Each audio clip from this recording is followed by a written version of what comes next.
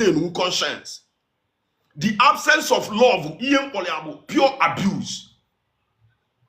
Anybody say that na marriage need the love, because I have got a lot of complaint. Somebody tell me here today, waiting beach. I know my guy.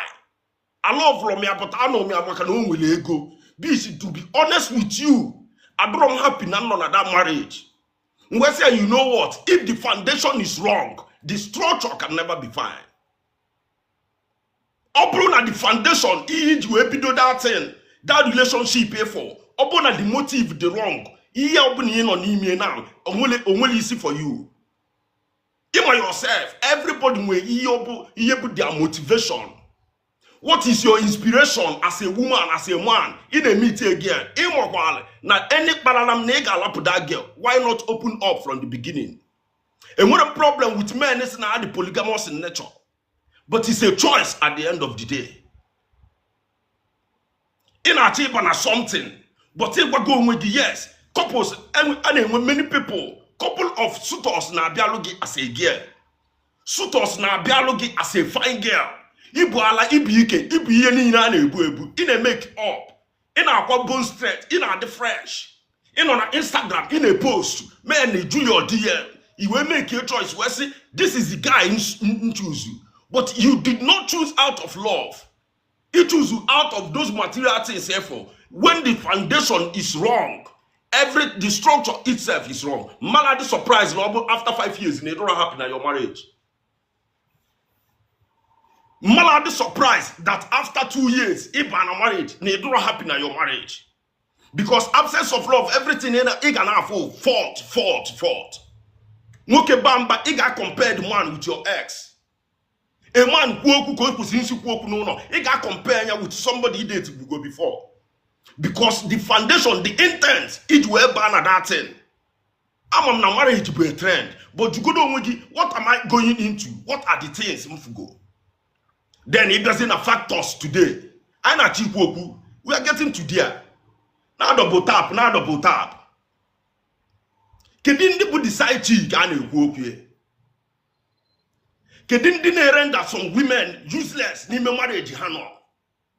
It make it plus what the dot minus what the dot. If we go back, the dot will go back to some girls today. Some girls, the choice I make it today. But now, they don't want anything with a single guy. I meet a couple of people mona hakuloku. Hana say yes. Niye hana me as there is a lady. Only people on our trouble, married people. Nina to married people, the world na rotate. When it comes to your own turn, you start to pray.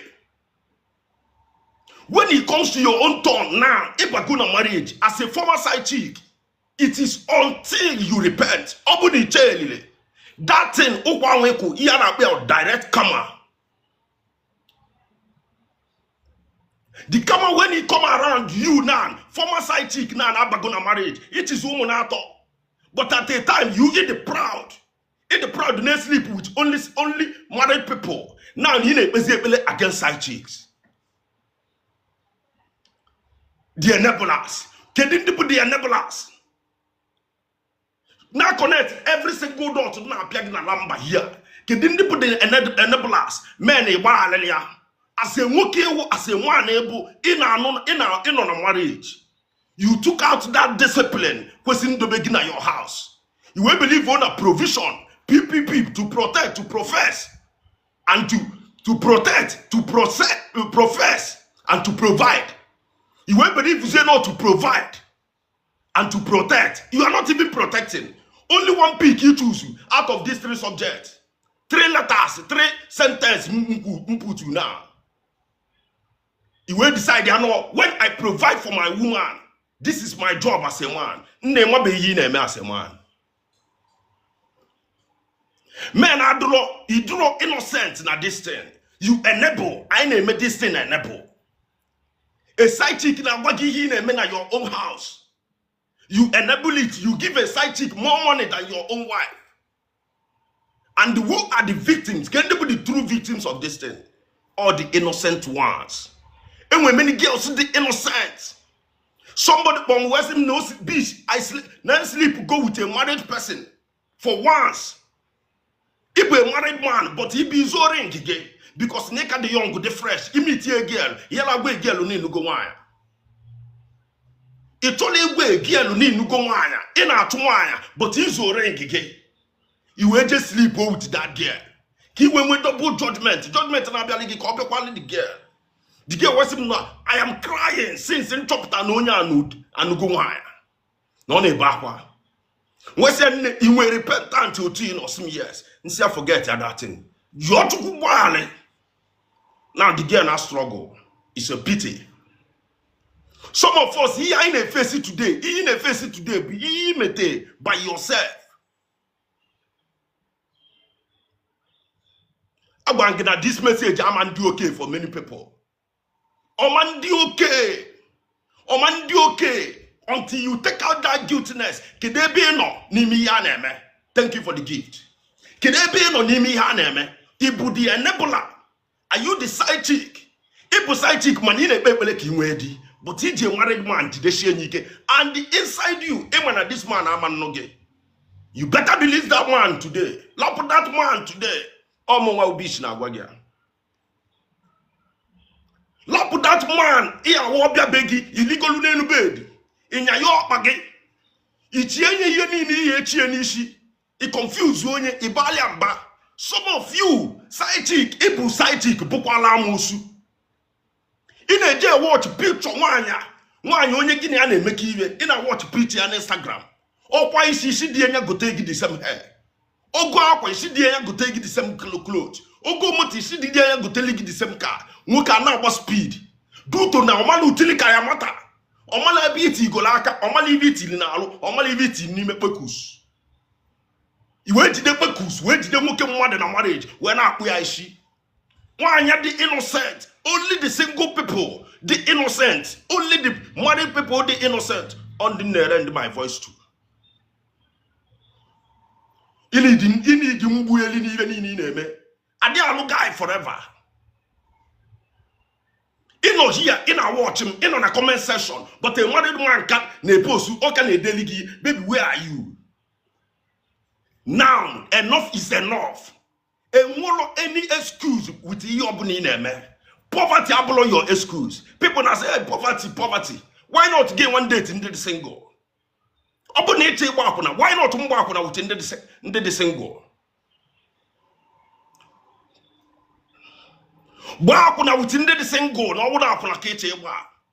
because most of these married people,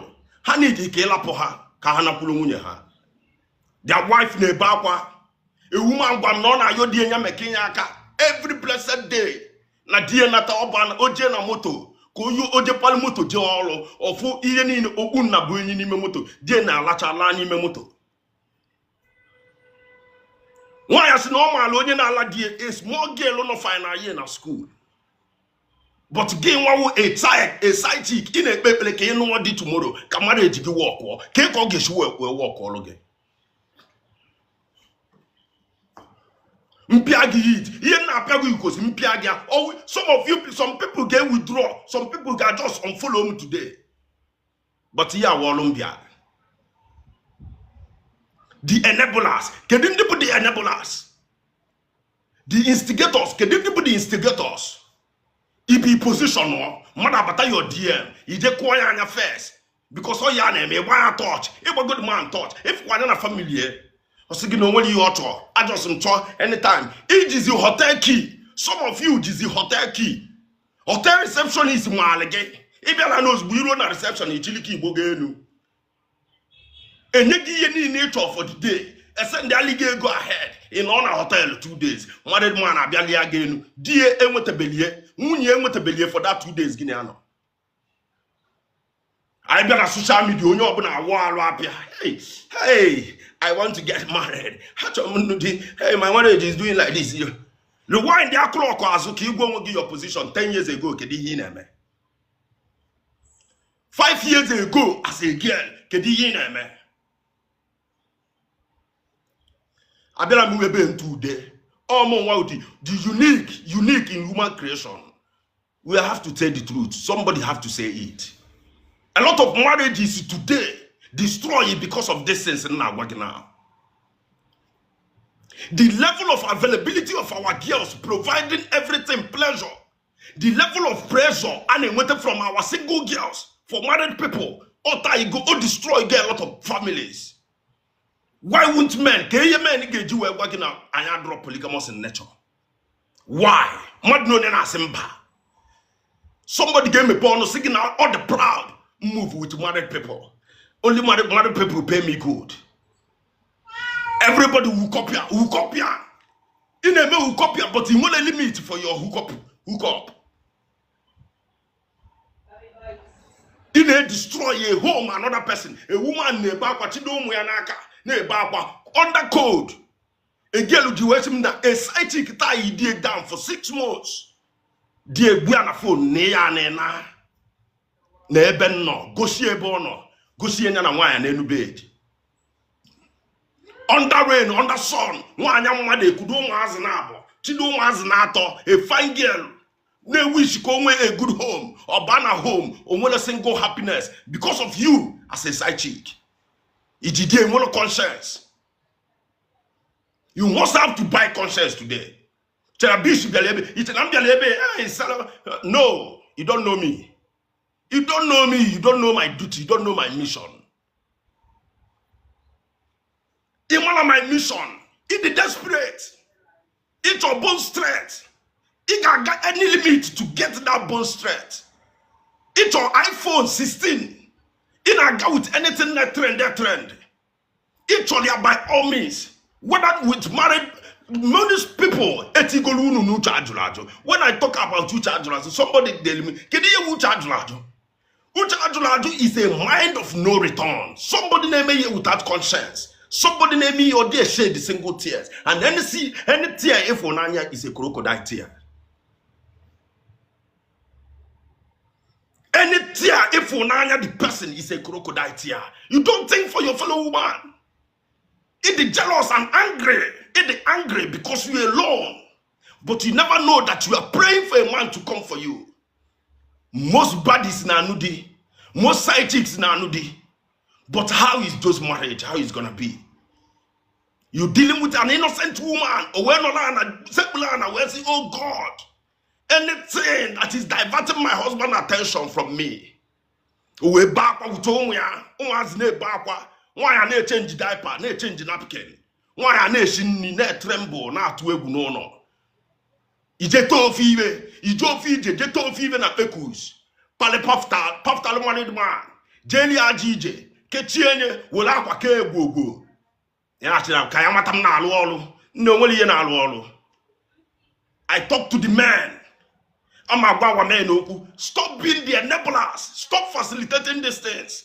The power who now pass to these people, or they destroy the home. And most of you people will not know the implication until a clock was 70 years.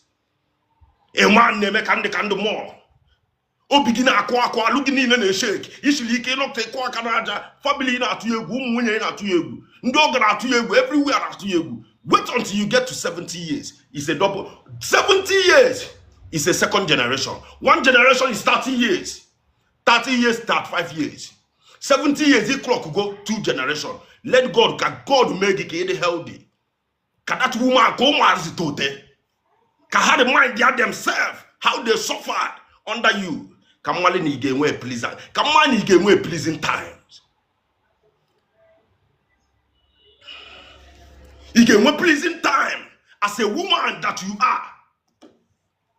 If a side chick, you husband, here was now influencer husbands.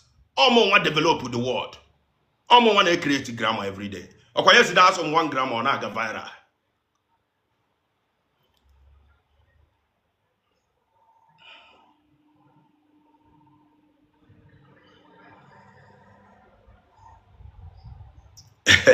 Oh, yes, my shout is there. My shout like even me. Jeben the mother and I shout. Almost one I shout. Almost one beach. You will when this is how I speak. The wisdom come with passion. Honor with passion. If an influencer husband, Ino ni mu no wan ana agba liga egwu nwunye ga na akpa ina busy call ya. Some of you people eat telephone looking at flight mode. Can your wife when with baby I'm going on a business trip. I'm going on a business trip. But you know, with 18 years, 20 years, and I'm sorry, most of you people know here, you're a side chick. How does your conscience rest? Take a conscience gives a rest. Take is a rest, knowing that you deprive another woman of happiness, all because you are so desperate for money. It is desperate, it didn't change handbag. If for Versace you go, it didn't go up. Some of you people, you move, go on, you break, you go up with that married man. But you can say, friends, why do you leave that man now? You are moving now. Babe, what are you doing? Test that man now. Tell him you have money. You need money now. At least he doesn't do anything with you. Some of you people are convinced the man is old now. And if I just go and touch him small, he will just do transfer. He'll destroy your legacy. He'll destroy yourself. A lot of women today that have prayed for husband, how much the husband they are not enjoying the husband. If a good man will go bad. A good girl can go bad tomorrow. What are your plans? Woe unto those that will think bad thing before they do it. Before tomorrow morning. In on any baby, in married man, or you know hunt married man. All you do is to hunt. Ijena page a food man with family, 5 children. Manena hunt that man. You will be conscience. Where is your conscience? Ma piawayazu today. Ma piawayazu fool. Oga gani lu akwukwo bona. This life name na. Iga fear. You cannot dodge it. A man dodge ya. Nobody ever told you this. All mo wait na gwadia.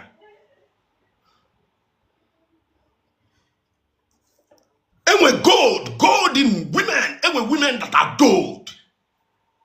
It doesn't matter if your past is bad, but you with conscience, you will change it. If a side chick today, you change more, you get with them that messy. You still have a good way. You still have a bright future. Je osa kala da avia leva kala. Kama ya go so we go na no.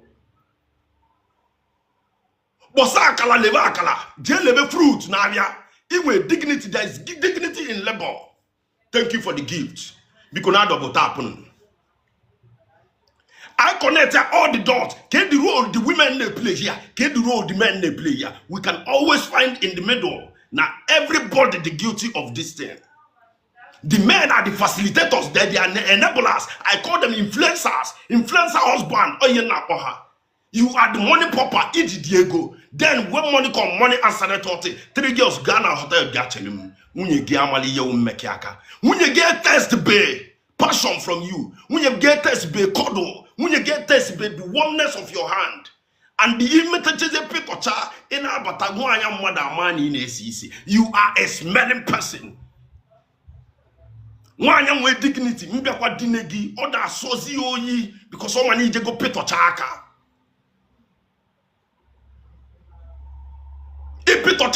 Outside in Abatazi, that woman, even all of Gideon, why did you put her in this position? Game was a side chick, he can't allow go febe. In a check, you go to the bank, get steady, in a check your app, in a water get for the month. Kedin debo the victim. The victim is the good women that pray for marriage and marriage came for them. Somebody will hold you their happiness outside. You are very guilty of that. You're guilty of that. Then, and when they are about opportunists, and when they opportunists, and when they pursue opportunists, Kezi Yemeteze, I do when single mothers today. Hi, if you can see Siaga. Guys, when was single mothers today? Only one single mother singing bar. I told them single mother. Can you put the single mother? And with 2 types of single mother. Come piawana today. And with single mother, you decide by choice. Not gonna be a single mother. Or follow her prayer. Or follow her choice. Or follow her wish. Or bully up. Or bully up bageni. Obuli your desire. Somebody I never thought na my marriage get break. Anu di kabumadi say anu di, but I never get peace until my marriage is split. My husband is say, pack your things and go. Na ya ojo atupulu mi yem nilo. A single mother that is not by choice, but I can make her caricature on today's society today.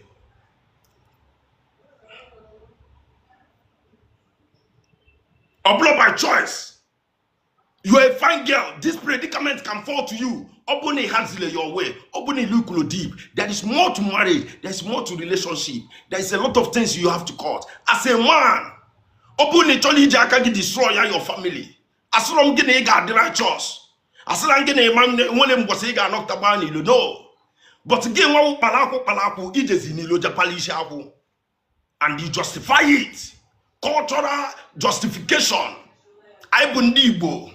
Our culture, our forefathers are for fun in the use today. Our great forefathers are by airplane in the use today. The world has become an evolution, they change by time to time. People now what is happiness? Happiness here two people can share within themselves. I married you, come on again on kind of reason. You are seeing a baby making machine. Ni marriage can I refer to woman. Ni ye January come one. That means the value place in everyone you know so someone. Nah, you need to wake up. You need to change.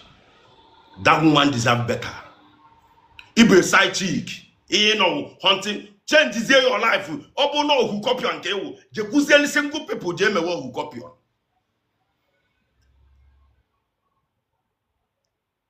You know here, some of you people ne bebele ki with married man.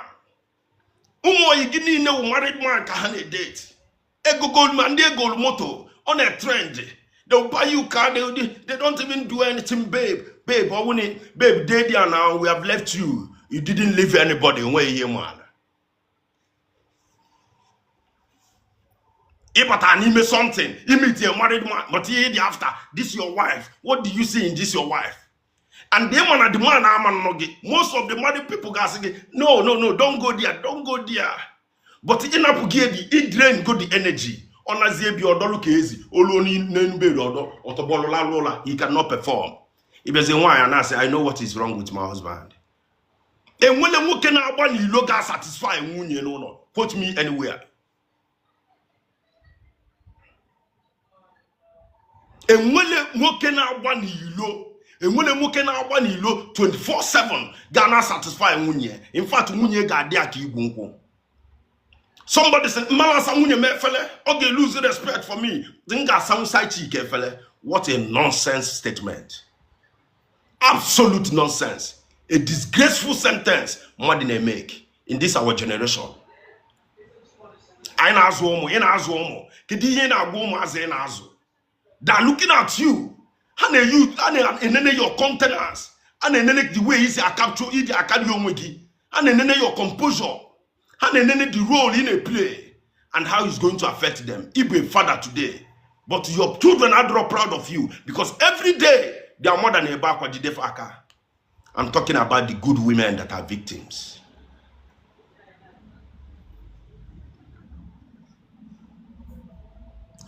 Asking life among so many people and it's okay. It's okay. We have to do this job. We have to do it. It's with another topic. Yesterday I know ogo.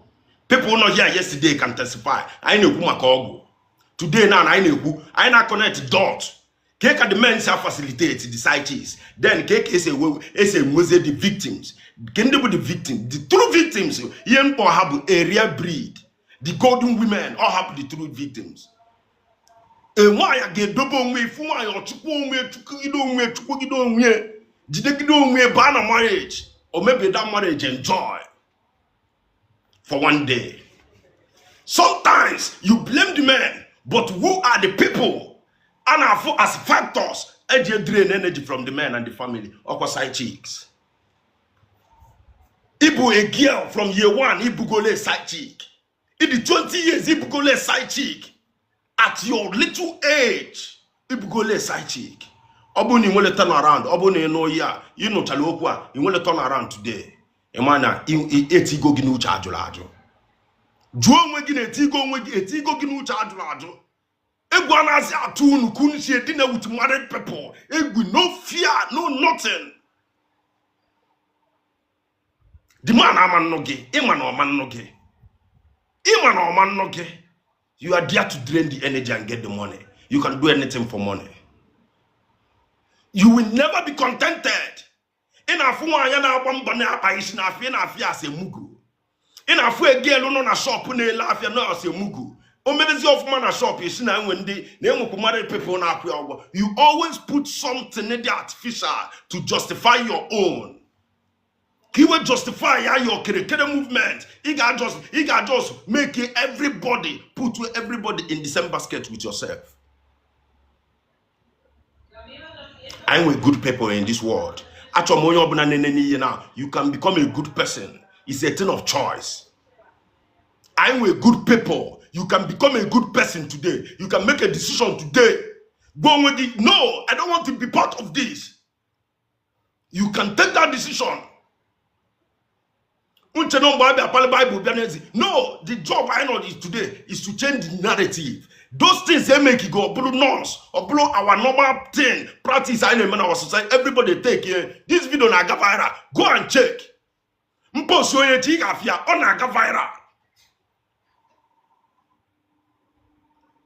Don't let anybody. And what if my Biasagi, no, I'm on the edge to break up with my woman. And yeah, the as of my video. Shikawo, he's lying to you. Before my send me account. I'll tell you the strategies. You have to cut it before.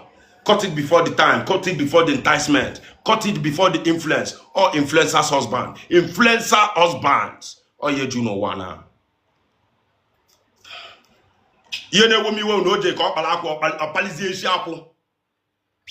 Yes. You can fall. The righteous can fall 7 times and rise 7 times. When they fall, he didn't listen and he bang with didn't.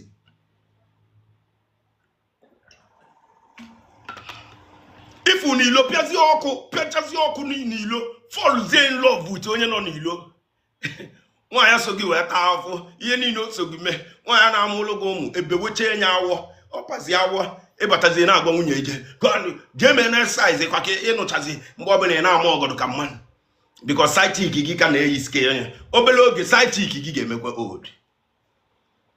Old age nature obuna. 2,000 single mothers same way. The one able a rare breed.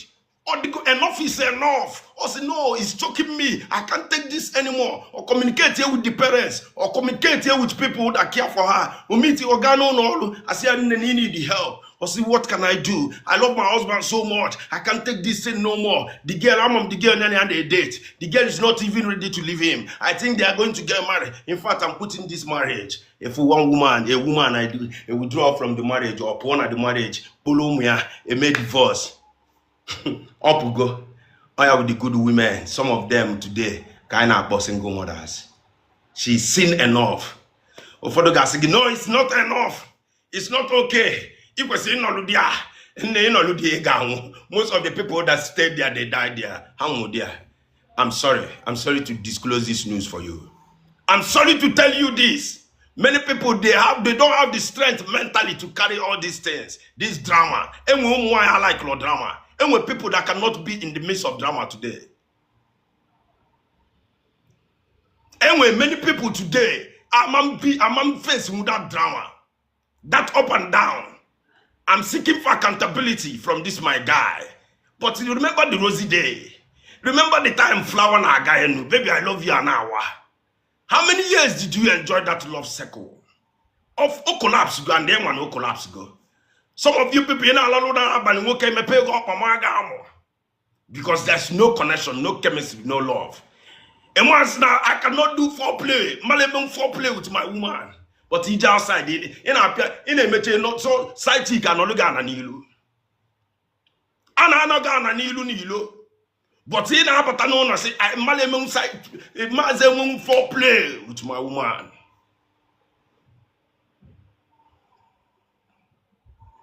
Then enwe in the opportunities. Enwe opportunities. Enwe opportunities. Somebody man or bully a good woman. A man he bully a good woman. But each even a down marriage. He bully a good woman. Thank you for the gift. Each even a down marriage. And did the goal each one another marriage? Oh, good woman, come on, do this man. Anything they want to this marriage. Marriage, I'm not talking about these people. And when they car, they are opportunities. Men, beware of opportunities. Haga but into your life. Haga no gay, but they never love you from the beginning. Beware. Somebody from today, where's him? Now girlfriend, me on our speed.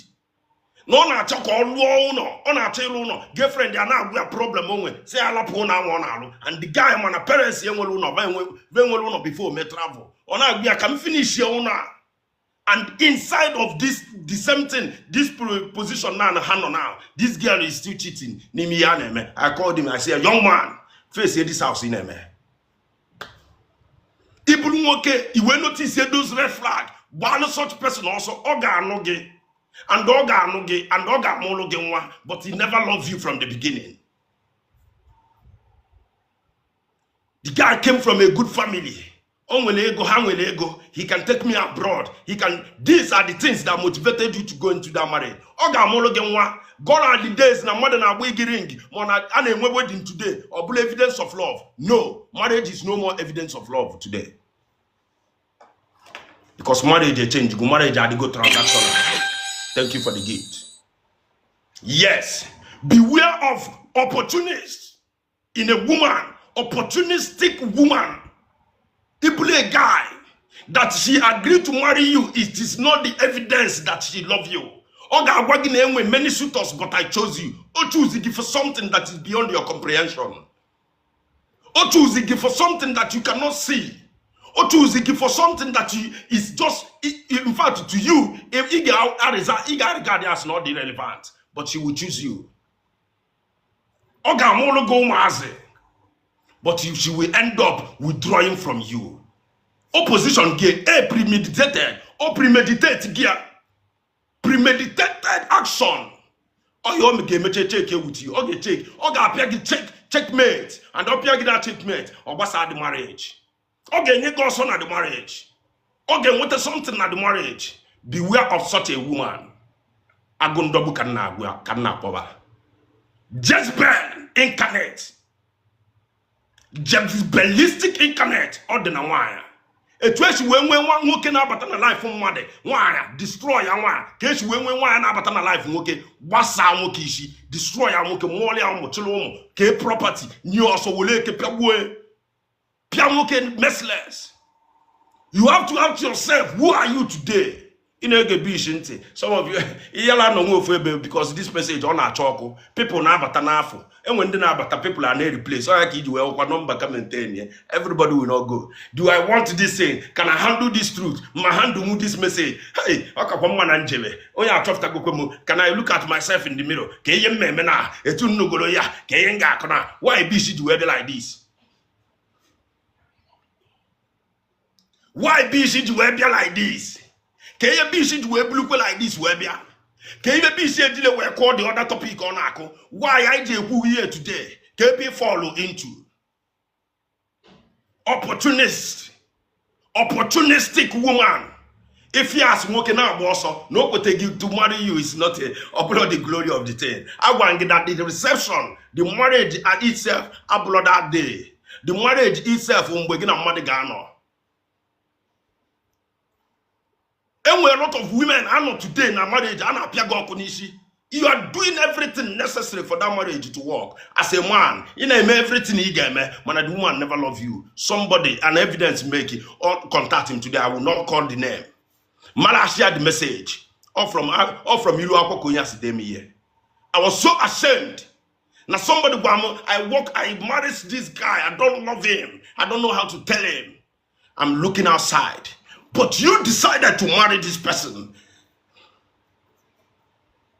Everything is dissolved.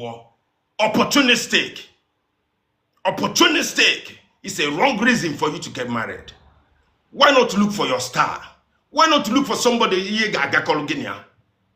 Must this marriage I went today, must it all be about transaction? And was when the name of the mental assessment. This person gave the potential if things are not okay for me. And as a girl, it's was up on the table. It's in a watch Netflix. It took a generator naso. It took a house help nolo. It took a driver nolo. It took all these things. That's why you are going for desperate measures. Kino any man be your way. Imama, ite go luala, ilugi kei, luala ge na Lagos. In a chesi, somebody of your status quo, in your dream status quo, which you never belong to. Another person I walk go out with you. Nyegi the class he need. You go to another class. It was another person game and 10 again. And then 10 is a give the marriage. And not on the marriage with Obigi. In a 9 but take somebody in a disguise. Somebody that can put up kids in a type of a deception. He put Lumazi in a type of deception. One of your role models, or the very, very popular one man. I don't want to call the name. When the scandal starts, you start to live your life. Epithet say, oh, marriage is not sweet, marriage. And when people talk about marriage, work. And when people decode. And when people desire marriage, the institution called marriage, husband and wife, baby, KB, come, last year now, baby, can I spend their time? Let's go to the movies now. We name tomorrow, when you name. Okay, we'll go to CJ, but can't you see let's hang out, baby. When was the last time we were in the park? When was the last time we were in the beach? When was the last time we took a vacation? Baby, when was the last time I ordered something for you? Can we get an order? No, baby, I told me, no, how many of you did enough, baby? No. Did enough, no. Baby, no, now. Will I go to a business now? Will I go to no now and all? Will I go to something? I don't need it now. No, Nenegi can you manankaja? Inoliana nazo, on our phone, in Oludigana nazo. In a exercise, go take the jump, go take the treadmill. He had to go wait or say, baby, if with this weight, I love you the way you are. I love you. If a man or not with you for 1 year, he love you. Practically speaking, people can see no possible. I was listening to an argument today before Mepe Life. Somebody was saying no possible. The man cannot be with one woman. Or possible. Even when we are possible, we are polygamous in nature. Odoguna water steady. Ntete to talk water. Yeah. You just want a justification. Eponi libutoya. Ibutoya ibi unyagi. Yeah, you see, now they come so no some na again. Imani ibuteloya. We have to be. I need to be honest with ourselves today. Sidechick, he gave me a nodi. Kezi yebu your prayer point. A girl who dated before. A girl who dated before. Some no one a jebe dibie. No one a jebe dibie. A girl, 29 years old. No one a jebe dibie with friends, yeah.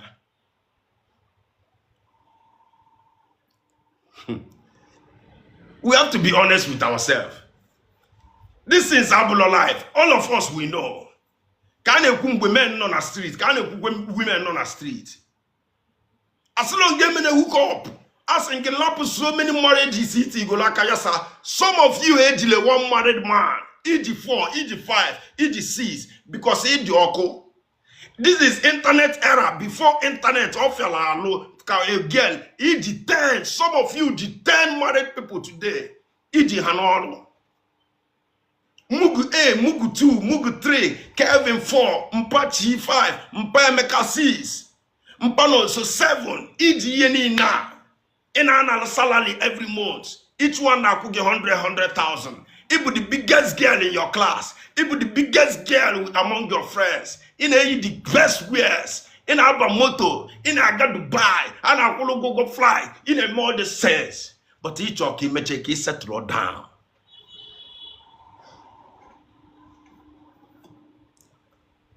The influencer husband, but the facilitator of this sidechick movement.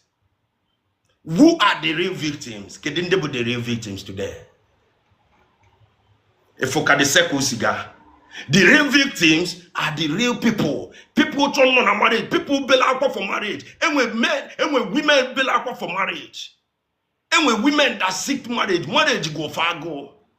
Opulona their past the pure. Opulona how bala shawo. Opulona hemelo hook up. Opulona, but how with conscience and limits. And when we have to say no, it's over now. It's okay. I will not. Mazi dinner with a married man. Mazi made this thing also. And me become your drum. I cannot do it. I don't come mad memia. I'm bana bedi. He cannot single. He cannot a marriage. He no go marriage, but you not have joy. Obago gina lo mago lugalo. Ibago kwebe di money can aboli lo. Digibu a very loyal, honest man. A man that can provide, protect, and profess his love for you, honor with you, but he cannot abanilo. The good men that want to keep their marriage, they are there. Forget the frenzy, forget the fallacy, forget the general opinion, forget every narrative I put out there. There are still good men out there that want their family to work. Yes. Thank you for the gift. And we're good men with passion. And we're good men, they don't have the skill. They love their job. They love their family. They love their wife. They love their kids. If you want to finish all on our boss, thank you for the gift. On a finish no or balance on I love my wife. I'm alone with somebody else. I cannot do without my wife, my guy. Did I name a joke? One girl look at and I say, nah, I see this fine. The guy said, no. I don't want to say this type of thing. Moachia. I already know the category of following soon. Somebody who can see a pretender. He's not a pretender. People now condition by force to remain disciplined because it's not easy to be disciplined or easy to practice it. And we're good men out there, even though the percentage is low, but you never deny yourself the truth. And we're people that have come to you with all their heart, profess their love for you. The criteria you put to Olulo their standard, Olulo your standard, Olulo the charisma in it, Olulo the charisma. Yes, as long as no one like it, as long as no one desire. But get the intent, get Ibana that thing, you get maintain that thing. It takes you to tango. Everybody double tap on, can 1 milli. Can 1 milli, can we boo abonazo?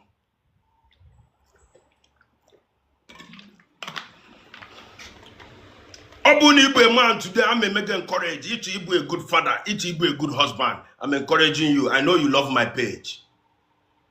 Obuni be a man today, you love your wife. Iman a temptation kale out there. Iman emo one girl ne daily give it. Bad block button aka now. Bad block button aka.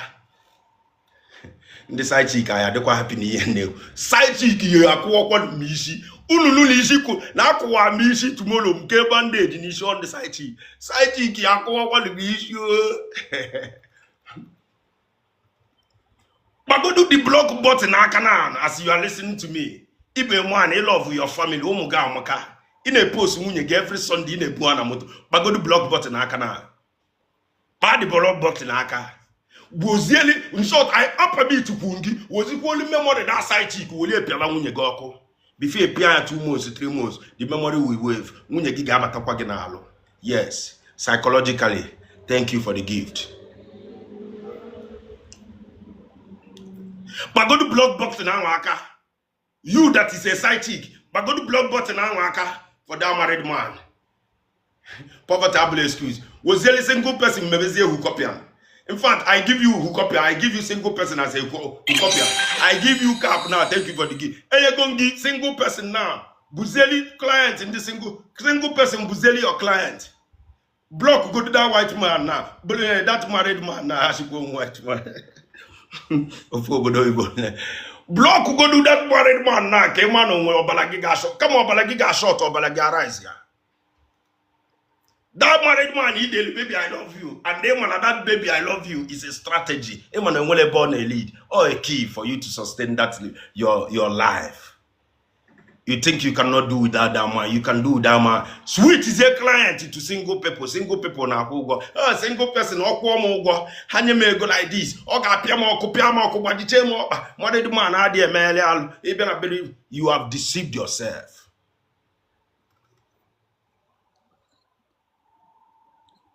It deceive going with you. It deceive going with you. When no celebrate no now. Diga bialigate he game wesuto. Beliga say side chick today. Type of MN no when you side chick. Desire MN no when you side chick. Send the request no when you side chick. He got no ezugbo di kalaka tomorrow. He got no di. Ebelene beligebo. Kibona no na akwa. Kibona regret na. That time he bana bedi. And nobody maybe go side chick before with a lot of married people. I pray for you today. We have to change this narrative. I'm going to one person change it from my live stream. I'm okay. Only one person. Return that gift. Return that demonic gift that married man in Yegi. Return all that phone. Return all that car key. Imam Memuya. In on Ozo, in on Nime boss, ne jeki fu married man, ishi is ne Lagos, mota wike kopia. In on a Lagos, ishi Lagos, in on the air, in bar flight, our go looking flight, plane and wike kopia.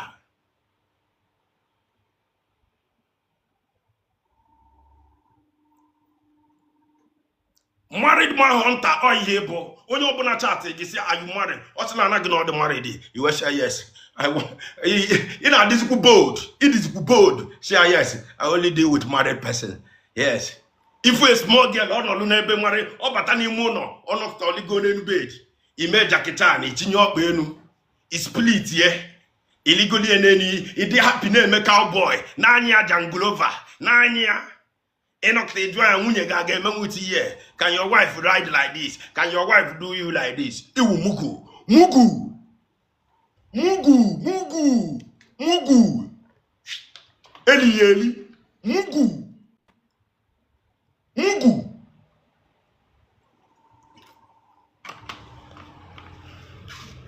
Mugu.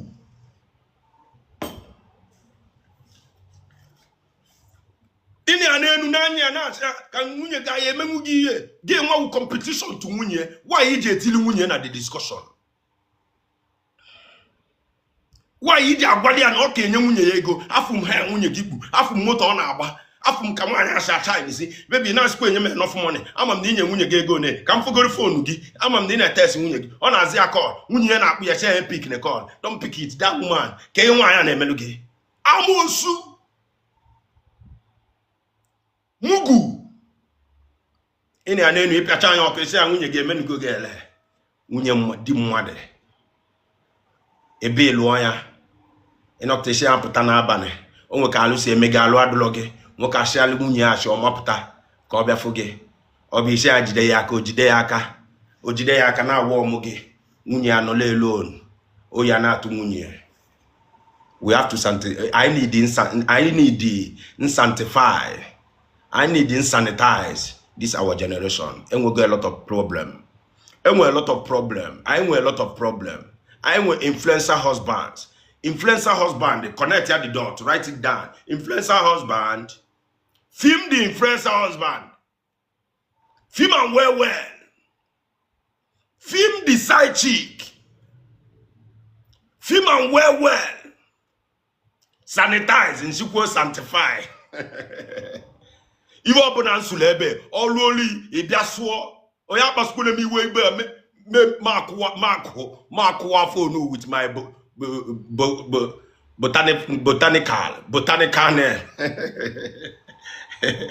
Film the eyeglass, film and well, film the Zoom, film the influencer husband that give the side chick money, film the victim, the good woman in the house with the film the woman with her children crying, film and well, alele.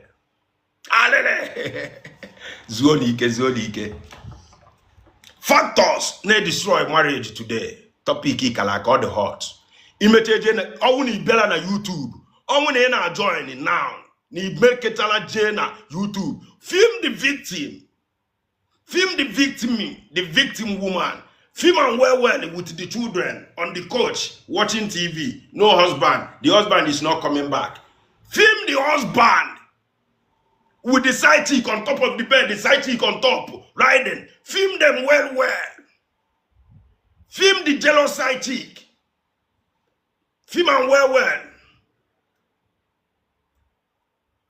Okay, film the premeditated single mother. You all prepare for call ban a marriage. And all man at the marriage get messed by. Film that pretentious single mother today. Film and well. Then film the good single mother. Anyway, good single mother.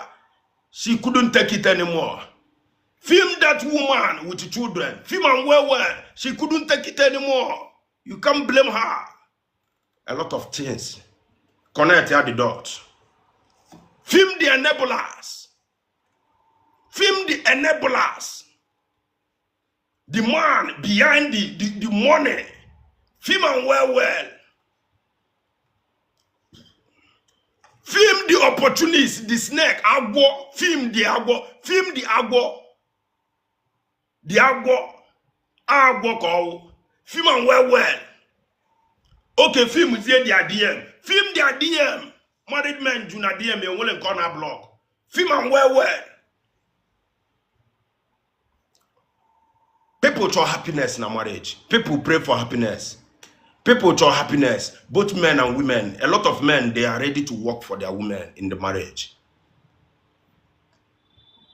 If a woman, if you a man abroad, if a woman, even more advantage than your husband in a user, you don't love him. Why not break up with him? Why not leave that man? The man is crying. A boy told me today, oh, you want to memu. I told him the girl, but on a memo now speed. On a memo now speed. Any girl who name again now speed. Any girl name again now speed. Immediate speed. Iye speed will not give 1 pen. Ekwesimungo looking bone straight. 700,000. Where did they go get 300,000? Where go Lugia? Yes, you went on me. But if you bamu, babe, but no problem. Can you go there? Oh, many 1 week, 2 weeks, babe, can we go to one this hair? Oh, we call day. Oh, more I need them with the same one. Baby, oh, we call the noun. All speed. Baby, I told me for iPhone 16, 15 inch, 17 up to go. Now, baby, Jideni and Jidenum Kaki, Neziamunkegi, Jidenzenia Gotenum 17. All speed. Why open and make it a speed? Taking a high jump. Make double expenses. You open actually may drop on that girl today. She doesn't love you. I love vlogging.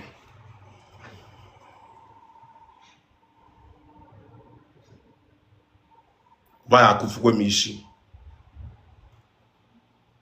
Why you open now? Make it a speed. He may go keep a seaman. I mean, why I'm allowance 100,000 a month, maybe no Zulu 200,000, and we justify like, okay, baby, no problem. Yes, but there must be understanding. There must be empathy. There must be working together. There must be sincerity and transparency. Okay, I'm a go and work him. Hey, baby, go, kid, now. You can't kill yourself now, baby. Jilini, I need one savings. In what savings? Teenager somewhere. Why you get push tig in the street? If you lose go your freedom, you lose that girl. I give you only 2 weeks, I give you 1 month. That girl gets Solungo Kozo.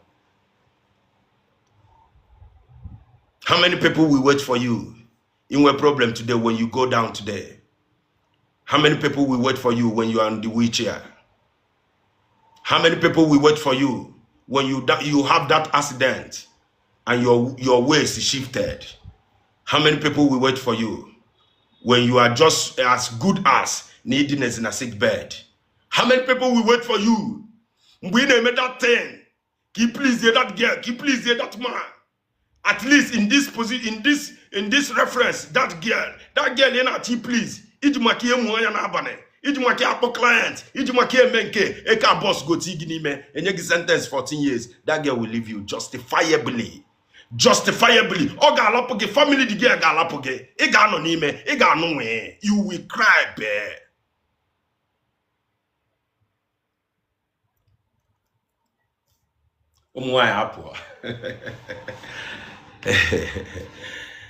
Go and follow go and subscribe my YouTube. Get a YouTube in case subscribe.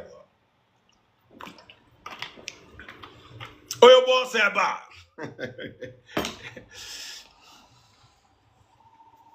Film the prison yard. Film our film the bone straight. Film iPhone 16. Et you go get a pressure. Film our film the bone straight. Film the car. Why come on go tell motor, watch your motor, go tell your motor. No, I don't want Lexus, I want Benz. Film the Benz. Film and well. Maybe I talk no. Diga negotiate no 500,000. No 700,000. She am baby one record. What would my friends say? Can you my friends say go? Baby no we been follow no now. 6 million now. Can you name at email give at email wedding 6 million. Baby can you name now? Wedding 6 million. It's better we leave this scene. Film the woman netting work on a pressure at email wedding. Film and well. You don't want you to cut your coat according to your size. Baby, only get go now. My friends get all over Nigeria where my friends in the Monahaga school. If we are wedding chum, if we are wedding chum, if full of wedding chum, if full of wedding nude, baby, can you name me? Give me to come in luo. Butene go somewhere now. Okay, when that's now, Butego gave Bute 14. Buten Diego now, and make I do one now. Leave that person now. Kiwe Molo Wagano wa. Film that wedding, film the wedding. Wedding of 20 million can I prepare? But in will you an account to give 17 million. All your money is 17 million. Why taking a speed? Lepo that woman na kinwelo wegi. Some of you people, some of you know who work a blue go brain. It was a blue brain wire. A blue go brain boo. Na koko. Add imbalance, when you need the water force, what can they use? What can they use? I wear don't plan. I may walk steady. In fact, content to wire, message you wire, the advantage you kale, or futata mbia campia mbuo nazo. Oyapa spoil me webo, oyapa spoil me we. Kedin this subscribe go na YouTube. Kedin this subscribe go na YouTube. Ofutata nti kambuo nazo. Lela asukwa kambuo nazo nye nwekwe n'ebe oje. Kedin this subscribe go na Bishop Israel TV. Ekuchem yesterday ka subscribe only 56 people ka nwe subscribe on Bishop Israel TV okwe fokode. Yes, I'm a fundi there. You. Yes, thank you so much. Because abone subscribe be this thing. I the 115. That means if 60% of us can subscribe, a man I may something achieve. Go and subscribe. In all alone, watch my videos. In all alone, watch in all with your boyfriend. The my video. It's either now your boyfriend the love okay. More than everything, or now your boyfriend the just olapoge waffle.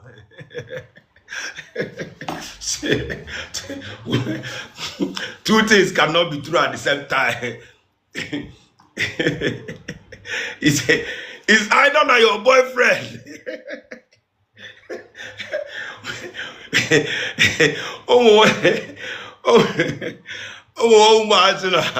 Oh, play the video, maybe nyana dear no. Dear Yali Abamu to Bow. Nadia Kabatala says yesterday. Film the zooming, film the subscription. Guys, double tap on. We have to call out the influencer. I'm an influencer husband. For the first time, I know the word influencer husband. And what boy release this English word. Also, someone will bish money.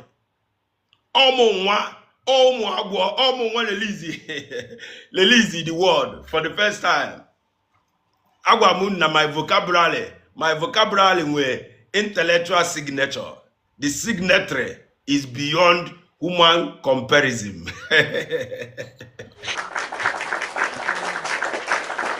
In as much as me more blown before, Emalugo Mande they happy. Influencer husband. All how wanna facilitate yaneme. Influencer husband, connect at the dots. Let me touch it again. If an influencer husband, meaning that all again wanna facilitate, even that marriage na depreciate, all again wanna facilitate, facilitating and depreciating. How many people can connect this type of word? In our facilitating and depreciating, and nobody can coerciate. Hey, busy.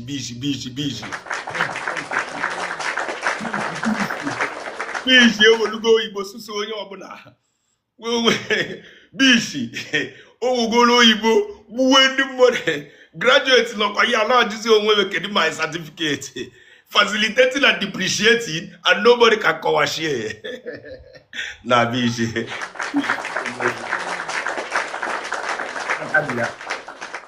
The people now facilitate the factors.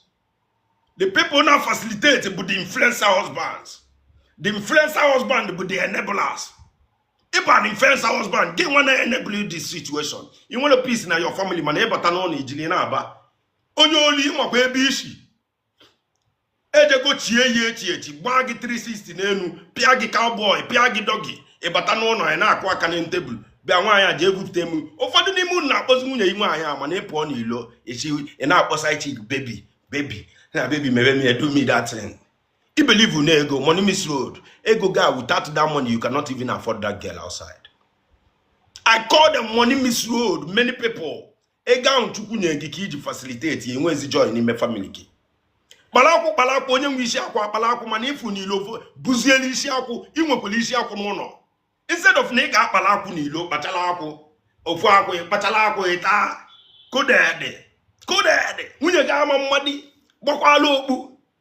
Ilu oni ilu efu na wanya amaka. Dige liki amaka. Iwanya oto. Iwanya mpo. Ashiki na odi ime. Ishi awo fi ime. Dige la shi na oye dobe di ime. Owele blackmail iwegi. Ekwe ya ogwa. Aloto mwa ye kute wanya na baby amu go kwe mwani ilo. Amu woke ya mulu woke. Ibo a facilitator, influencer husband and the enabler. Who are the victim? The real victim are the innocent people, the innocent ladies. If the innocent as a woman, maybe no bulo na you perfect. And what the perfect? Listen to me. I'm not saying anything in the way about perfect. And what more drop perfect? I am from a past that is too much, gwele.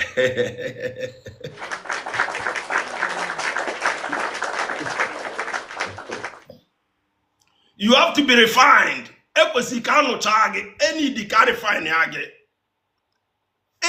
Each time in your life, change is the only thing constant. But instead of nigga change from good to bad, you better you change from bad to good. In my last video, it was only the 20-something years. It could afford. It went a double, it could census. It could different things. Ibata your marriage, it's asigno na marriage, can be that abanilo. No kitake ibata. Nah, you want a peace. It's all of that peace. People now say, I want peace. My marriage, I just want peace. KO peace. Two people have to work to have peace. One person cannot work towards that peace. So many of you push a woman on abanilo today. A good woman now will be a victim in this circumstance. We can nanya nilo or perfect or bulo shishikobo. Inale daily inala communicate with her. Inala dua keko sieme. Inale niya nili inale mekinyaka. A house servant. Mwasoge no wetelu mwe one day driver ga pioko. Driver this skillful. Bue sedusa ga pia munye ga nwoko, and the woman were virtuous woman. O try go ojigo onwe. O man jide mu di onwa. Get man ga limu munye ga nwenu. O bule bad woman. O try go. Idi emeke aka. Imana na akpa nwanya aka. Imana na ale last with nwanya. 2 hours na enu bed, 3 hours, 4 hours until nwanya la lola. Imenulia, if we are Nimelia Munyegi, not too much for you. If we are Nimelia Munyegi, not something you cannot comprehend. The girl was in you, hey, now why not a dibani lo? Kevo dibani lo? Why not a diana labani lo? Maragay one on a di, gay one on one, none why and our body lo. I the polygamous in nature. Okay. The wise are justifying kind. I not justify every single thing because I like this narrative. A push. Our forefathers, boom, on your bune mechionu. Igbo culture, boom, on your bune mechionu. Who got your help? You want to justify your actions. And I suffer the woman. Obule lose woman, oji onwe. Konjina atia, ojideshi onwe ike. Ona yogi baby mekize numaka. Baby, when was the last time now? When was the last time you look at my face? When was the last time? When was the last time? Ufodu ni mu ni na alalola munye gi wo la aka gi na wo onwe. Obi wo la aka gi na wo onwe ko we di okay. Marriage. Ibinite babali amba. Munye gi mekita se gi sanye Felicia gene. Gi sanye Felicia na gini meli. Giwala aka batu ya isi ana gini meli akanjeli ni marriage. Who is to blame, Kedi? Ufadu na emebuku ya before. Another thing they take your attention outside. You could see me, why I got maybe you change go. Something is going on. Something is wrong somewhere. Something is definitely wrong somewhere.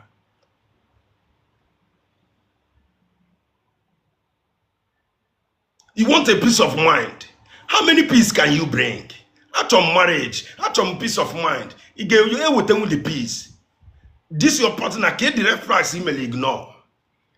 Or somebody get patronized. And when somebody buy it on a patronize in the Nakuna street, the na patronize yeni ne kunilo. Egiele malo yedinele no toto. Egiele male bosi. Egiele male bosi weputa.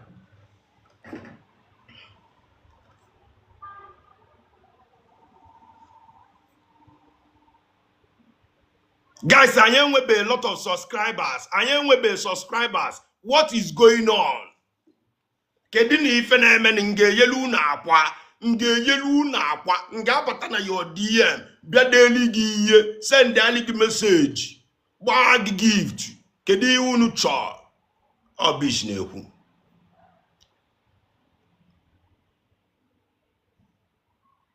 Kedi yenge mezilunu.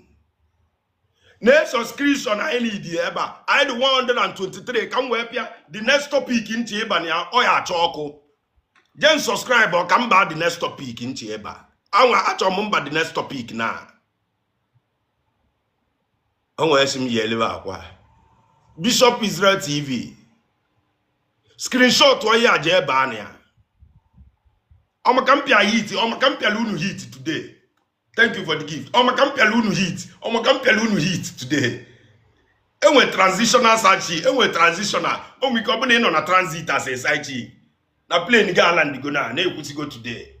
And we can transit is here from married people to single people. All I can hear alone.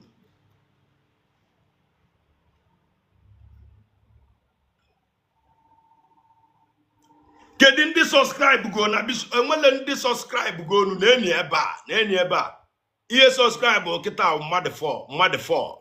Kedi ni yena men Bishop Israel TV. On a follow here na your phone. Phone gana mepe. Phone gana alalo la phone game ana send ya screenshot to jena YouTube. Ke ku ive di na subscription. Subscription na eli ego. Subscription na eli na ego. Ekotekwenu moku na topic or topic melunu. And when somebody tell me I never believe you can say this because you know. I never believe. Achomba na the next topic now.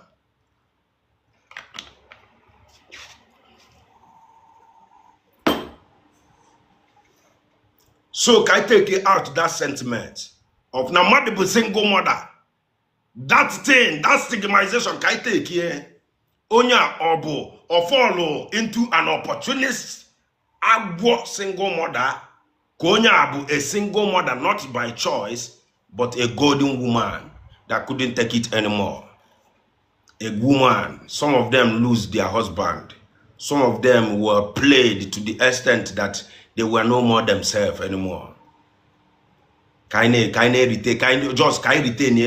a level of value for our women. Then you were a man out there, if we're a man out there in our speed, in on a speed as a man, in our speed, every single thing in our job, baby, I hope this money is okay. He went a 700,000 as a salary, but he sent daily or he gave 600,000 baby, I love you. Mumu, I go na kologe. Go we pia goku, ụfọdụ ụmụ nwanya ị na-abịa ile oyi gị nwoke na ọpịacha gị ọkụ. Ozugbo ọ na-apịacha gị ọkụ ka ị na-enye bill. Ijele na bie na weekend ọpịacha gị ọkụ. O say, is there baby that thing I ask you now? I say, baby, but I gave you money last week.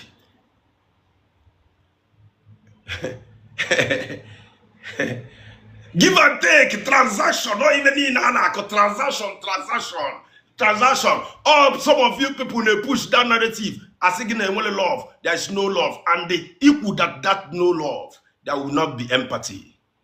Without love, there is nothing you can. There only he got one. Without love, poor may some. I love of a woman in GDA. I love this my man. A man with conscience of na munye lovely. A love of a man in munye. I love my husband. Lexus 350 apaki and look 2025 latest Lexus apaki and look see fine girl, how are you doing? Fine girl, hop you up in, let me drop you off. When I digging about 2010. Digging about 2010. He get one with the heart and say, no, thank you so much for the offer, but I'm not interested. My husband is coming to pick me up. Digging about 2007, when 2025, BMW, Mercedes, Maybach, Parky, Nilugi, fine girl, hop in. What do you want? I give you everything. And when we working at the baby, how are you? He say, I'm fine. Or say, send the account number. In on a day, I'll give you 1 million naira. A guy, Mwale, also from America, where now Nigeria, well, who a girl and a wedding in 2 weeks, for 1 million naira from Lagos or Nata East. The guy, my arm. Somebody and a wedding in 2 weeks. Somebody and a wedding in 2 weeks. Kamadi meet in Lagos, Walia flight, or Bio with it, or Piano near 1 million naira. The guys in offer the wedding na the girl postly and her status ala buyer. What are we doing?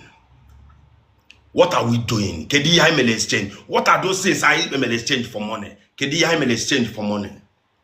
What have you exchanged? He exchange go everything.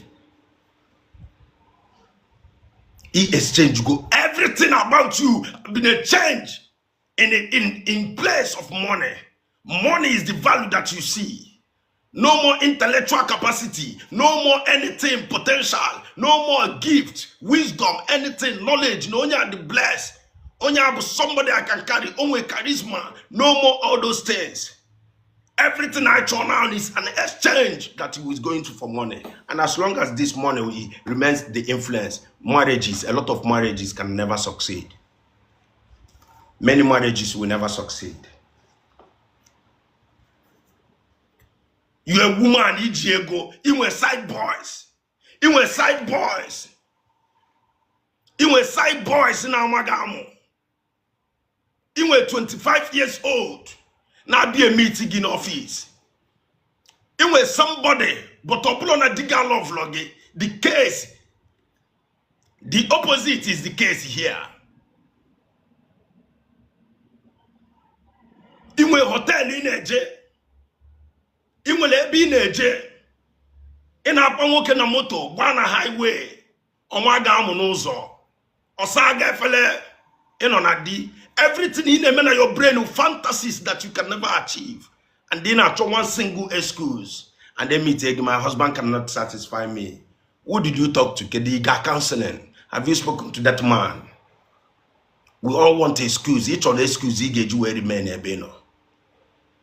A man not try everything to put food on the table. A man is going everything he's doing. But if they know we're going in a mirror, in our brush, digane nenegi, eyelashes gana wake, in a fix nails, in a paint, in a flash. Baby, you see, you mainly diggy guy, baby, look at what you see. You get what the well in the buy a gozo. You get what the well in the buy another money. They're going to moon again up your child.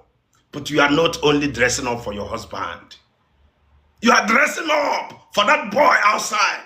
E watch out before me, why? E one Ghana abandoned for or somebody feleka go where perceive or something. Mugu. Mugu. Mugu. Side boy G40 keginine. Side boy, you know na marriage. When a side boy G alugini no G kegini no G bekusu ginine. Side boy. Omechezi isi amwa nyamwazie gini mike. Nyamwa gini mike nshi. Ki tesi puonye. Mugu. Ina aku side boy ogo. The facilitators. Influencer wife, the enablers. Influencer wife, mugu, influencer wife. In our facilitate sad boy. Okay, I love my wife so much. If we be okay, I love my wife. Okay, I love my wife. Go. Oti gidi boy shinana. I will die for my woman. Mugu. Film the woman that is paying side chicks. Film the woman paying side boy. A boy in a seaboard, Ebisia, hotel, me order, not say any no, yes, now even in on, I'll meet you in 1 hour. May meet you in 1 hour. I want no more joint. O general hotel was bought chiliki bogan on Imeluma on half one hour. An hour. Auto you need a tuna phone, yeah? A baby, all your fantasy. Ebi I was yeli nya woli shi ba ni malo ke nyu yozo ke muzie yozo ena no digi baga ki sia baby get as my body they do me. I'm having fever malaria igbolo ogwe no ni ilu nwoke wo idinela ana enokte chia ichetiwe the boy me ichia okpagini na ana amagi jijijijijijiji digi mali wo meke ga aka mgba nwo obi ga na akụ pum. That heartbeat could only who have that heartbeat? Oh, began na boom needed but I can only with that heartbeat. Or side boy, the enabler. If the enabler, you are the enabler in a organ one enabler. Side woman, Diego as a woman, but you need in a fool. Mukobuna gapia go outside your marriage, or you're not satisfied again. The game make it anything. You talk to get the saga fella. Some people in the channel are saying okay fella or would not working as satisfy one I draw the friends again. Oh my god, this boy see him. There is something about this boy. If follow name was something about that boy, man, you choose you wage no other man. Mary J my man. Chugu Mary J Cage. Mary J.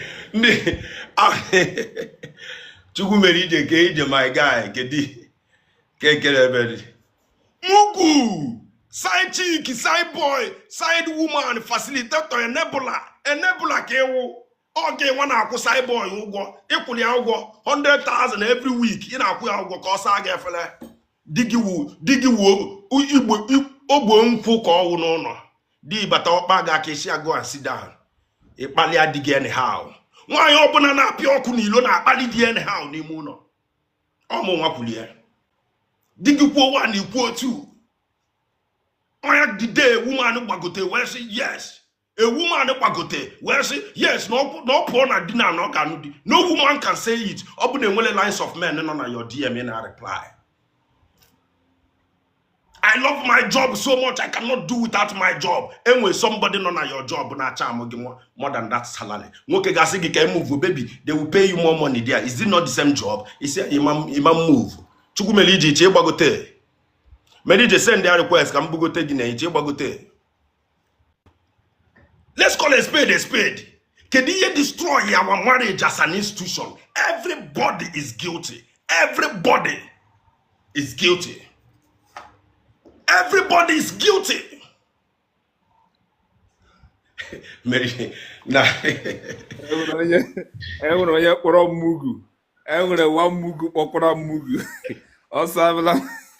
I love my job. Ana doggy one. I love Bishmoni. Bishmoni na-ekwu na nwaanyị ọbụla nọ n'ọrụ for 15 years, 10 years or 5 years. Amụ enwere amụ baga ya n'ike onye mi. I love my job, he says car.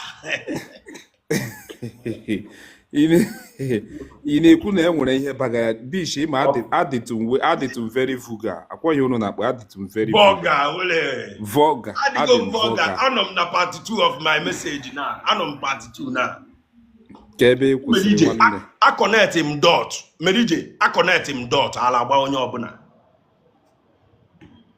I connect gom the dots. Efis gom the mathematics. I look gom the physics and the chemistry. Everything. In the guilt, I am guilt. Only open at the guilt, but the only can do your position. I love my job. Marriage was simple together. Maybe let's move now for the sake of the children. Hey, change to go school. I love my job, baby. I cannot do this. No, you cannot tell me what to do. It's my opinion matter. But they will pay you a better job. I already talked to your boss. They can still provide you. Your branch office is there. No, baby, I'll do the same thing. Let's stay in the city. You're not working towards the family goals. Until you start to work for the family goals together with your man, that is the main thing. That is one goal you are pursuing. If not, Ibu a deceiver. Chukumelije, man, and I Chukumelije, akraki that thing. I destroy, akraki everything now. Agwo, iwa.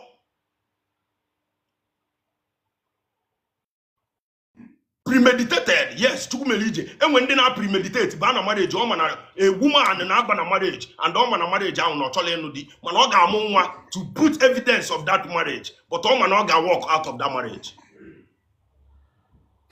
So ihe na-ekwu ụfọdụ marriage damage busasịrị n'obodo oyibo or mebiele na Nigeria already, right? Or some of them decide they like fate ya na Nigeria. A lot of marriage premeditated. Yes, the intent was on a wrong motive. Yes. So why can the difference between the two types of single mothers? I define it. There are two types of single mothers. The one that becomes single mothers not out of choice, but out of pressure, and the choice. They have to wait. But when people now have a marriage, they know that they will become single mother tomorrow. Those ones are premeditated, are walk around, opportunists. They are the gold diggers.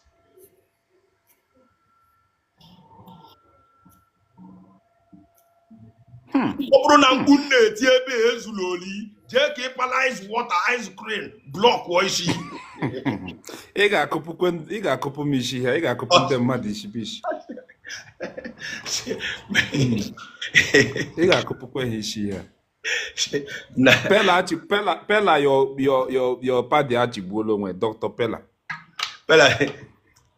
Agbajugo m mmiri ya ofesi mmiri onu agwa ọlọ humanity ka na alụlụ ọrụ akwa asị onye ọbụla alụvalụ humanity ọrụ na alụlụ humanity ọrụ ọkwa ọrụ ka na alụlụ humanity ya megbu onwe m ya merije I can't kill myself. I crack him the code. I crack him the code. Merije I crack him the code. Also marriage ije marriage ka ịrụchara mathematics niile. Yes, I crack him the code. Merije I crack him the code. Nna nwụrụ nwaanyị ama agbara akpa gị ọsọ. Marriage ka ịrụchara mathematics a. I crack him the code. What's that go? Influencer husband. Beware of influencer husband. All how what the enablers, all how when they make transfer for the side chick. All how what men have side chick in a baby, side chick in a change the hair, side chick in a change the shoe, side chick in a change the pants, influencer husband they make transfer. Influencer wife they make transfer for side chick boys, side boys. Eke lolu eke. Kende bu the real victims. The good man each on a marriage. Chukumelije, enwe men each on a marriage. Enwe men love with their wife. Enwe women love with their marriage if they want to stay in marriage. Obuzi yemuna gipa Paul sine kowala am dancing of ma. You did not tell me this from the beginning. Ikowala me of ma. Yes, ikowala me of ma. Tell me earlier. Chukumelije wame earlier. If two does not agree, they cannot move together. Melije, Bishi, what of why in that natural married men and do work in that natural married one each married men and the work each married women or the same equal. Manange rephrase. I will come back again. Ebu egomia to Melije. Ebu egomia. Ebu mia here. A woman can meet you or some. I don't deal with single persons. A girl on a school. With married people. Get the reason now married people are there stress here. Now once all but in a hotel room, once all be a beer, 2 minutes now married man I go, onye gear go, on a go, or total stress in the young boys. If for the reasoning.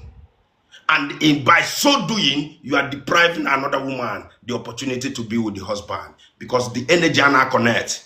Energy men and women intimacy now drag energy. On our dull energy.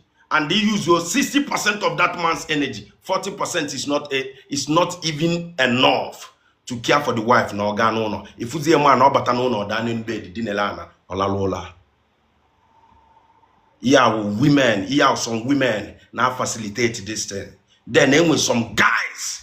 Chukumelije, guys now, what do you know, Toto? Brush, yeah, DM, we never know for married people.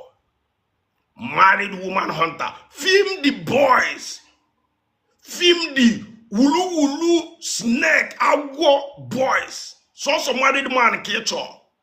Chukumelije the most dangerous one. Married man and the married woman. Film them. Chukumelije knows good yeah. Vampires one vampires imahenji banket Bish Adam sorry amamu kpeshi ekwu dị neat anụmadị awume very naughty fellow ịghọtago Bish imahe chege now enwere nwanụ na live stream ga na-eji m si chai Bish sorry ka mgba break Bish echege m onye last 2 years enwere onye ṅụrụ mamụ mgbe ị nọ na-ekwu okwu ọwa ebe m nọ na-eche imagination Leave that girl. Yeah. Chukumelije you nwekwa retentive memory. With this memory na ị ka ga na-akpọnita ị ka ya use nkwe memory nwa pịakwa nwunye gị ọkụ o. Mba Bish nwanyị m ga-adịsha Bish ịlaikiri nwanyị nwụrụ ukwu nwanyị nwụrụ ukwu ịlaikiri nwanyị nwụrụ ukwu all depending on the weather. But anala eme nwanyị nwere ukwu Chukumelije ihe niile akwa in fact nwanyị nwụrụ ukwu ka achọ mekwa aha mba Chukumelije get ka m put you like this. Chukumelije ọ bụ na love onye ahụ nwere ukwu ahụ ga-emeche expire. Ihe niile na-ekwu Chukumelije I may preach na enwe love will make a man to return with one woman. Ọ dịla izi o Chukumelije but ị ga-afụzi nwaanyị ọzọ n'ilo kakwa nwunye gị mma ị ga-ena asọ mmiri ịbazie eweli iwe ahụ pịawa nwaanyị ahụ ya pịa ya n'elu bed. I don't believe in ukwu ụmụ ihe niile Chukumelije ịdị na-awute onye nwere ukwu 5 months 1 month ukwu ahụ ịdị familiar with ukwu ahụ ala ahụ ịdị familiar because ala ahụ ịpịa alala ụla ike ahụ gị ị na-adado n'ike ahụ apị phone n'abalị. So I'm emphasize more on ịghọtago mana inweta m in my 20s hey Chukumelije ọ dị mara m 10 years ago Bish na ebe there. Can call bish. Yeah. Akwagomondo chukwu mere ije. Yes. Yeah. Akwagomondo ebigom life, and I believe I have seen it all. Yeah. Yeah, almost na love can die. People are watali ya na-ekwu. Love is a doing word. Love is something or the constant or the anwụ. Ihe niile anwụ, ihe anwụ efo na anwụ. Ge nwa ga na motivate ebo. Ge nwa ga na instill that love. Love below the foundation. Love can take it all the way. All love ga-eme gị na-ene onye gị na anọ n'ụlọ anya. Bish, kam tera gị question ka ị respond. Bish, onye ọbụla nọ nwoke nọ ha na nwaanyị na-achat na-enwe interaction na-adịchaghị in order. The same thing nwaanyị na-enwe married people ka m na-ekwu, nwaanyị dị married na-akpa na-achat with nwoke ụmụ ihe. Bish, that thing or cheating? Or cheat, yes. There is power. Power. Yes, or cheating call. Ihe mean any nkata ọbụla karị hello, hi, how is work? Ị ga a step further. Ya wuruzie ihe romantic chat or wala cheating. Gent na ka onwe ihe nche ịkọwala gị by chatting. Chatting na gị na mmadụ nwee ike ikwu okwu pịa ọkụ apịa n'ọkụ, but amanwe deep chemistry. Gị na mmadụ nwee chemistry or pure cheating. But mmadụ nwee ike nsị gị n'ihe eziokwu na nwoke mee nwaanyị uti ya.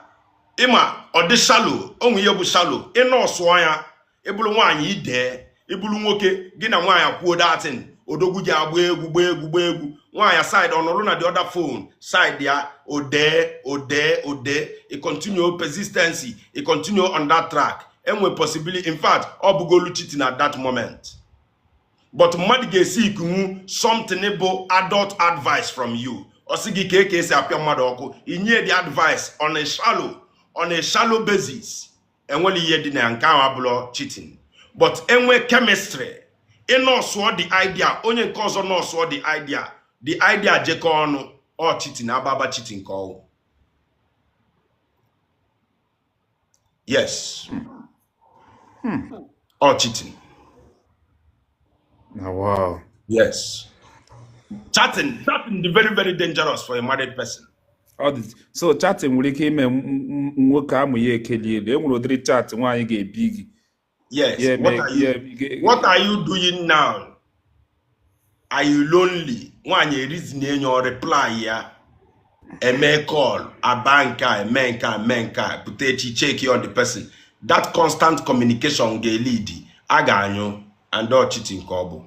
I said when a program nkuli asenge build the wall, film the wall, block the wall, tinye the wall. Ị ga-enwe something ị ga-eti as a blockage. Ọ bụ na inweli ya, ọ bụ na use that skill and discipline block or that thing. Ị ga-afụta onwe gị as much as strong ga-ede. Ị ga-emeche efu onwe gị. Ị ga-eme the most useless thing ị believe lo na ị ga-eme. Chukwumerije inokwadia. Nino na 30 years, 15 years of marriage. He will up that channel open. He mess that channel up in 1 minute. Yes. He can mess that your person up in one second.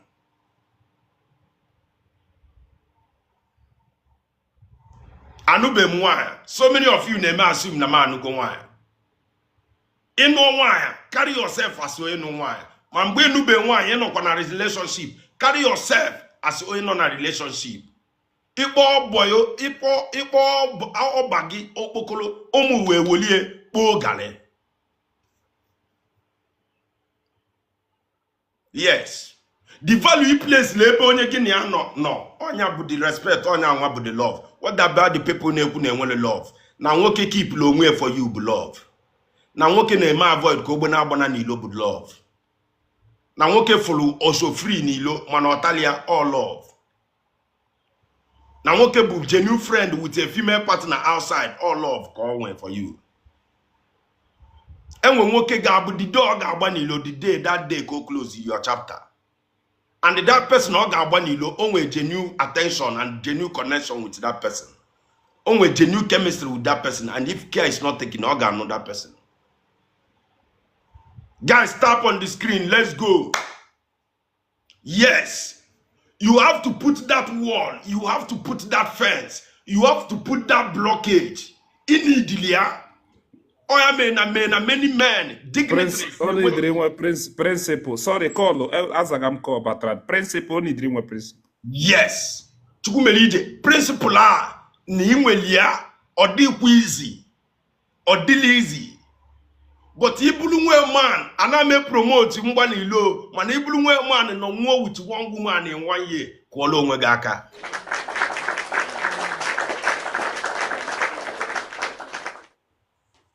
Yeah. If man no more with one woman in 1 year, kwalo nwegaka, and when they believe will not draw possible.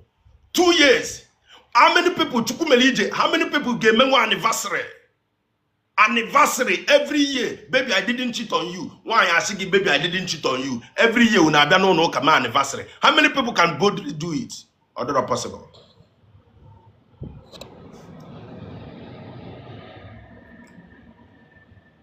So we have to applaud ourselves for the easy. Iga enough, and one of the pretty are not yet born. So once you decide to go after beauty, you will never end there. Too much. Once you start to go and open another thing can re-emphasize this now. If you are still on an experimental stage, Chukumelije, unmute yourself, my brother. Chukumelije. Enwoke non experimental stage. Non experimental stage. They can never be the best partner any person can have. Bish, a sign of a narcissist. Okay, we a narcissist.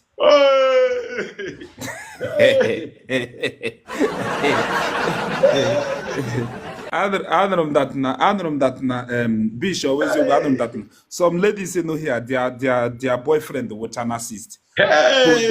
Narcissist codedly. And how narcissist Hana naive the lady ne elikwe your what the narcissist are the coded.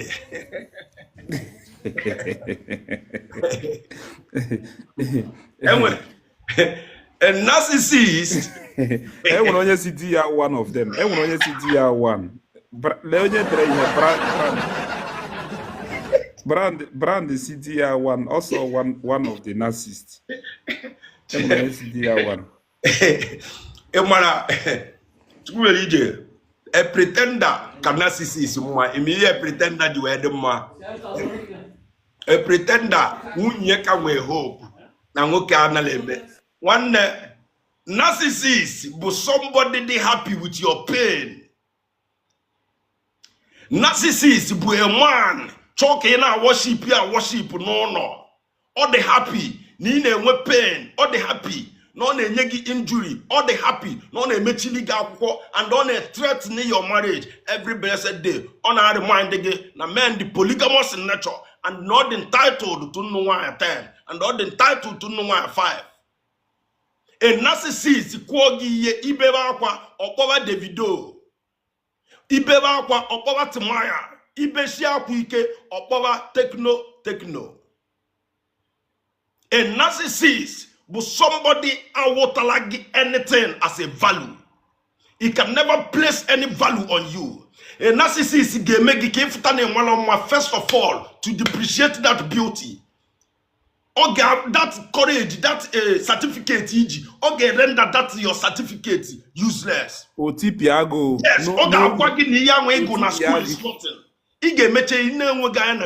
will be bleeding tears. No you make them kill with a narcissist. Okamane enulu a pretender. Okamane enulu a womanizer na ezo. Okamane enu somebody ijide. Obru ona yogi biko. A narcissist ijide ge nwa ya ya biko. Ijide nya na nwa ya ge nwa ya ya biko. The most dangerous woman being na nwoke we narcissist. On a tipia nwanyi. No joy. Oge megide gi yetele ba n'ime enyi. The only time nwanyi ga dey happy my narcissist n'elu bed. That moment on eri ọrụ. narcissist ya amagi ọma ga amụ ọkụchakwa gị ihe ọlacha gị ọpịacha gị ọkụ ọkụọ gị and ha shiri ike na bedo nwanne ndị a ga-eji ọwụlọba niile o nwere ndị nke nwe small man syndrome ịma na enwe small man syndrome ọwụlọ narcissist niile shiri ike enwe narcissist ga-awa ọpịacha gị ọkụ something ime n'elu bed duli ndị mpịa ọkụ o were kụọ gị ibe n'ehihie chigike iji wee na-anwụ ya wee tie nye eze n'amụ chere something o mere n'abalị maybe one or two things o mere ya eji ya tie yes maybe na ịkali eze na odogwu ọ ya eji kụọ gị ibe n'enu ya ọ batara ogote isu ya bife ịlala ụla ọmaghị ụla nyekpe gị su ya aha n'eli ya ụmụ nwoke dị otu ọnụ brish edishon na ndị awụ ndị kanuri edishon na ndị Igbo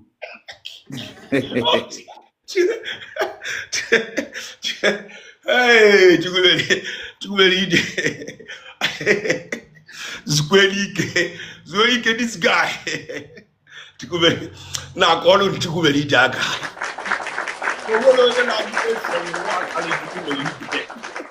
I'm telling you. I don't know all on the Kanuri. Yes. The Kanuri, I'm telling you. And not is easy. Not is easy. You hide under our culture. Often our culture and your cover well. Or hide the other alpha male. And not is easy. I told you now, looking. And not is easy to call us with ego. A narcissist. Yes. How dare you share narcissist kedeboje yesterday? How dare you? They no born the woman where. Oh, Joe, that's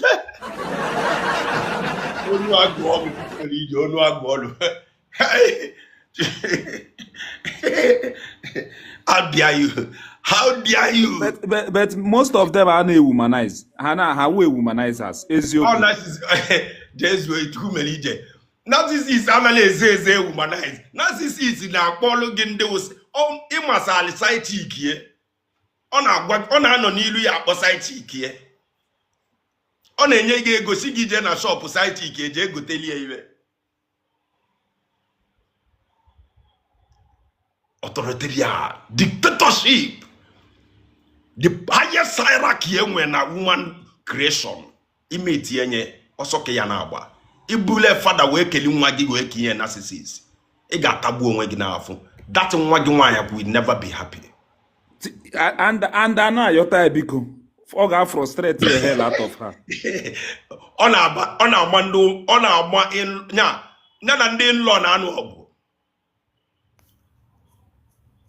Enwe problem chukwumeli ije. Ọ ga-eme gị ihe ịta ahụ. Ya godi ke ukwu ya adịgodi bi. Ukwu doctor enwekwenye mkpọrọ ahụ ọ ga-atipịa zuolu ike zuo ọ ga-emegide enwere mkpọrọ ahụ asị m doctor many people doctor no here ọ ga-eme ka ihe nwụrụ anwụrụ narcissist chọọ ka ị nwụọ chukwumeli ije narcissist chọọ ka ị nwụrụ anwụrụ yes ya nwa ga-ejikwa ego enye gị ọ ga-eji enetu ọnụ na mgbe nwụ na ya gotere akpati o ji wee enyi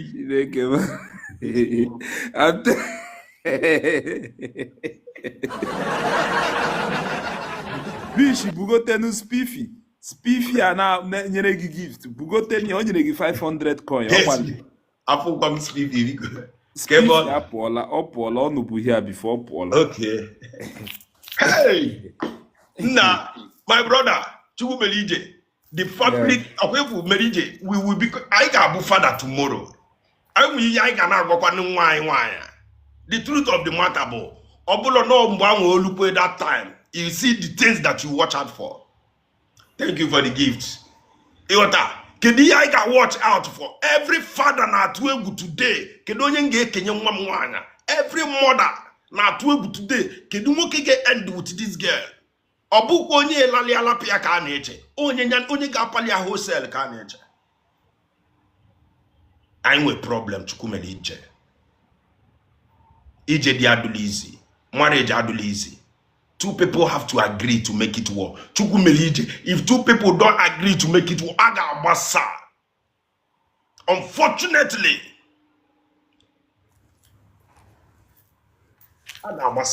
and the problem I was able mgbanwe agbasa kedu ndị ga-pick their pieces rise kwa again are the few people merije but bish enwere onye ga-ajụ gị sị ịlụọ nwaanyị Igbo ị ga-adịrị ya kam ka ị ga-emekwere ya ị ga-emere ya gridai chukwu merije abụ m loyal adị m loyal to nwaanyị bish 100% to nwaanyị be anyị chukwu merije adị m loyal adị m in fact loyal chukwu merije enwe m the heart of my mother yes onye mụ na ya na-eme ihe wu ifu ebe mụ na mmadụ na-eme business n'ilo mmadụ adị eri ego m ama adị mean with ụmụ nwoke ibe m mana ọkwa ewu nwaanyị mụ na ya bi n'ụlọ adị m loyal chukwu merije 100% ana m ekwu ya maọbụ ihe mmemeli nwaanyị enwe m time for nwaanyị chukwu merije enwe m time for nwaanyị mụ na ya bi n'ụlọ eji m ike nwaanyị akụ ịgba nwaanyị mụ na ya bi n'ụlọ eji m ike ya akụ ịgba yes I'm a wolf the time no na wo gị na piano kedu ihe na alụ my brother njecha ọlụ bata ka ihe ọzọ na alụ nwanne na adịzi nwekwe nsogbu the same thing with enwe m nsogbu nwanne nwe m nsogbu mkpụrụ ọkpa nwaanyị ama ewolu mkpụrụ ọkpa nwaanyị for 30 minutes na apịkị ya na apị mkpụrụ ọkpa ya as far as all the nwere respect loyal as long as na ọ naghị ezo phone ya ezo ọ naghị bish anụ ma echekicha phone nwaanyị anyway chukwu mere ije gị na loyal woman nọla ị ga-ama eleso nwaanyị m suspect ga something chukwu mere ije gị na loyal woman nọlụ ị ga-ama isi ga-ajụ gị oyi peace of mind dị ka na nwunye gị adị agba n'ilo bish enwere onye gwara m that na somebody nwoke nwere ike some men nwere ike ọ na-apụ apụ beta ọ nọrọ na n'ụlọ chitie ya atọ ụmụ nwaanyị atọ ọ dị possible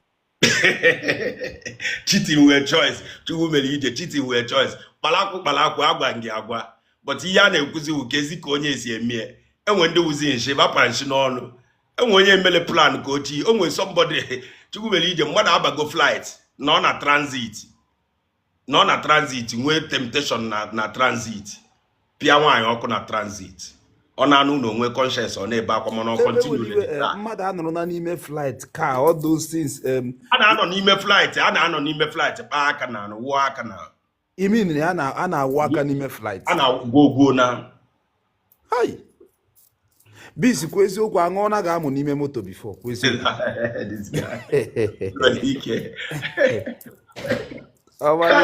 thank you for the gift aṅụ na ga-amụ n'ime moto before hey merije biko gịnị merije egbu emego m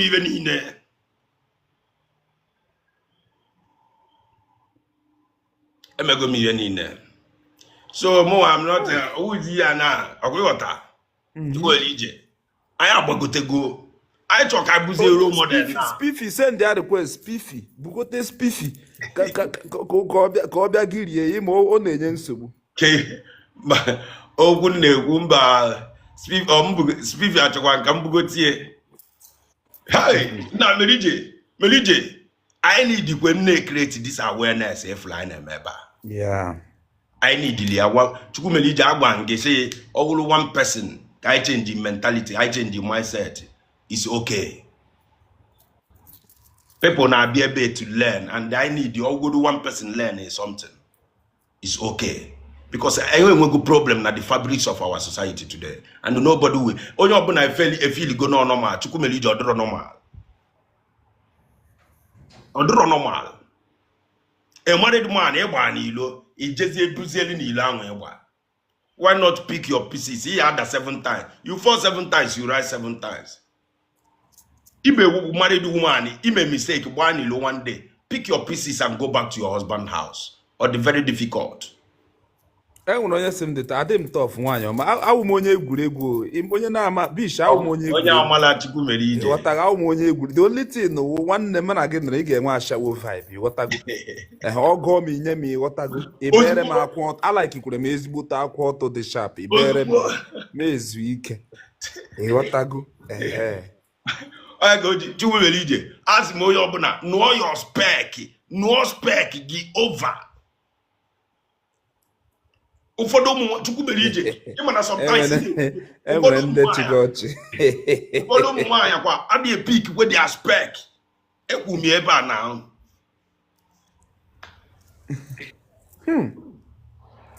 yes it dey pick your spec because when the foundation is wrong the structure is going to be wrong. Kulu nwaanyị ọcha kulu bish ịgbalị ala nwanne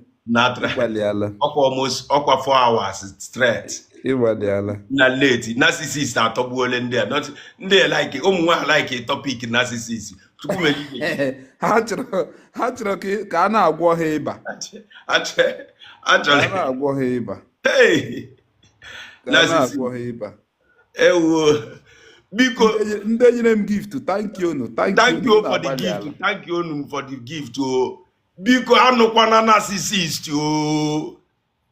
anụ na narcissist jee nụọ pretender nụọ nwoke wụ pretender in fact nnukwu elezi man na narcissist ọ ga-eme gị self brain isi gị ga-agbawa self ịghọtago. I'm telling you, Chukwumelije. Wow. I will believe it. Subscribe na my YouTube. Obone subscribe na my YouTube. I'm happy. Chukwumelije, ka ebe me na ndị be anyị adị arọsha subscribe. Mana a na-ate nọmba. Nwanne even though ayọgidele m biko ike agwụ. Ama mgbe m mepere YouTube erubeghị 500 ayọgidele m biko enweghị. Even emechara m so onye subscribe ya bịa dere m n'inbox done ka m subscribe kwa nke ya back. Ka ọ wuzie follow for ịma na ihe follow for follow. Subscribe dere m done and ama m how many subscriber m nwere.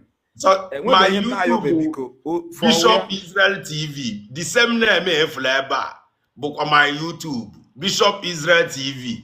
Go and subscribe. Ka ihe na-eme na ụmụ Igbo.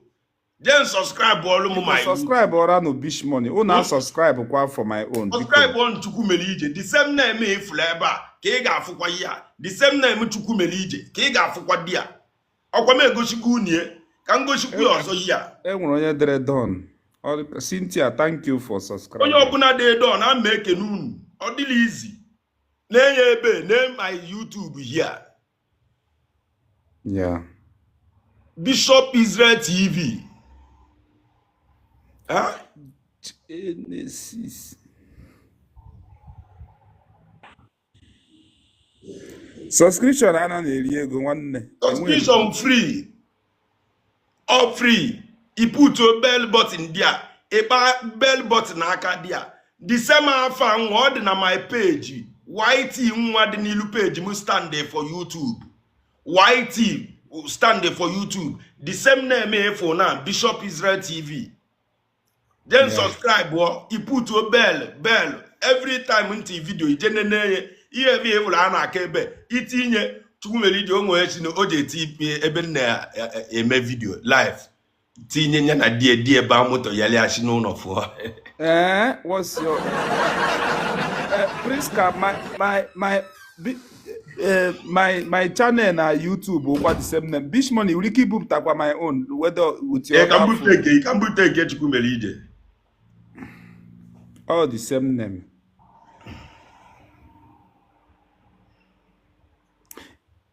Oh, that man, I will. Yeah. Chukwumelije.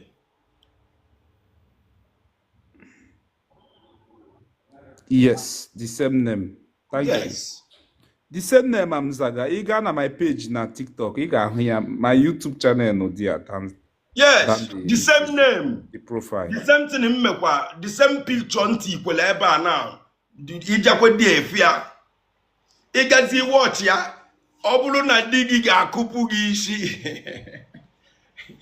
Eti Chukwumelije maliti video mo ebe na aba na eti na apia ki imara lamba na die yale aba moto.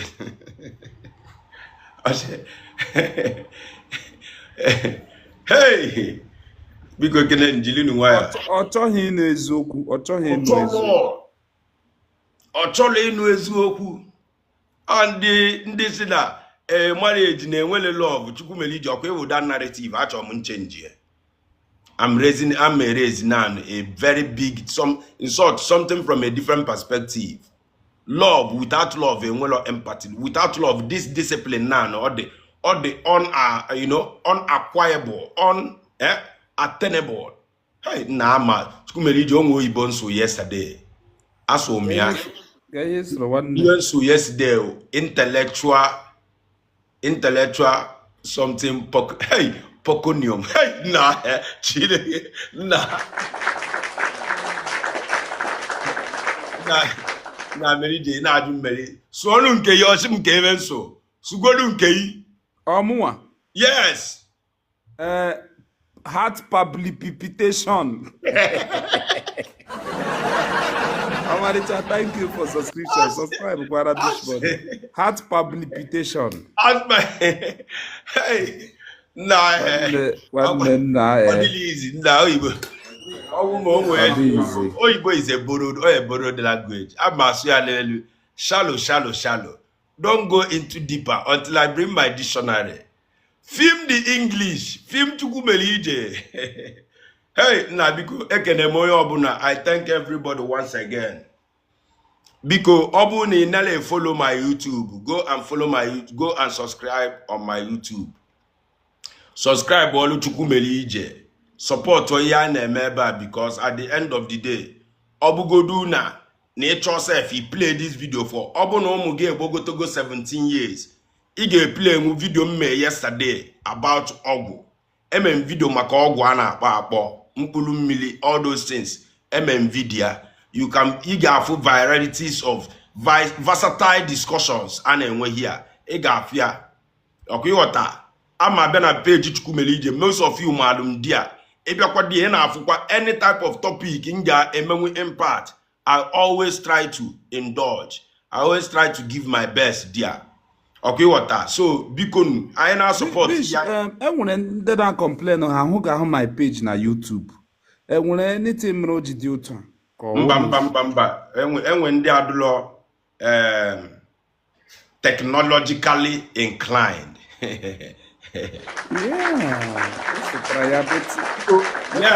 I think maybe now suspect. And when I hear roji na YouTube nezu.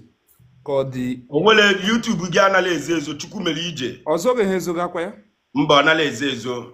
Onye ọbụla tili Chukwumelije mu. Emma ga-adịa, you will see it. Yes, ị ga-afịa nwele yotago. If you are not technologically inclined, advanced, sophisticated. No, abreast. Abreast was the right word. Abreast. If you are not abreast with technology, abreast. If I am in public administration, mass com as a borrowed course. Check or inclined. The right word will abreast. I told you use here now. You cannot force me to use that grammar. Technologically sophisticated. Sophisticated.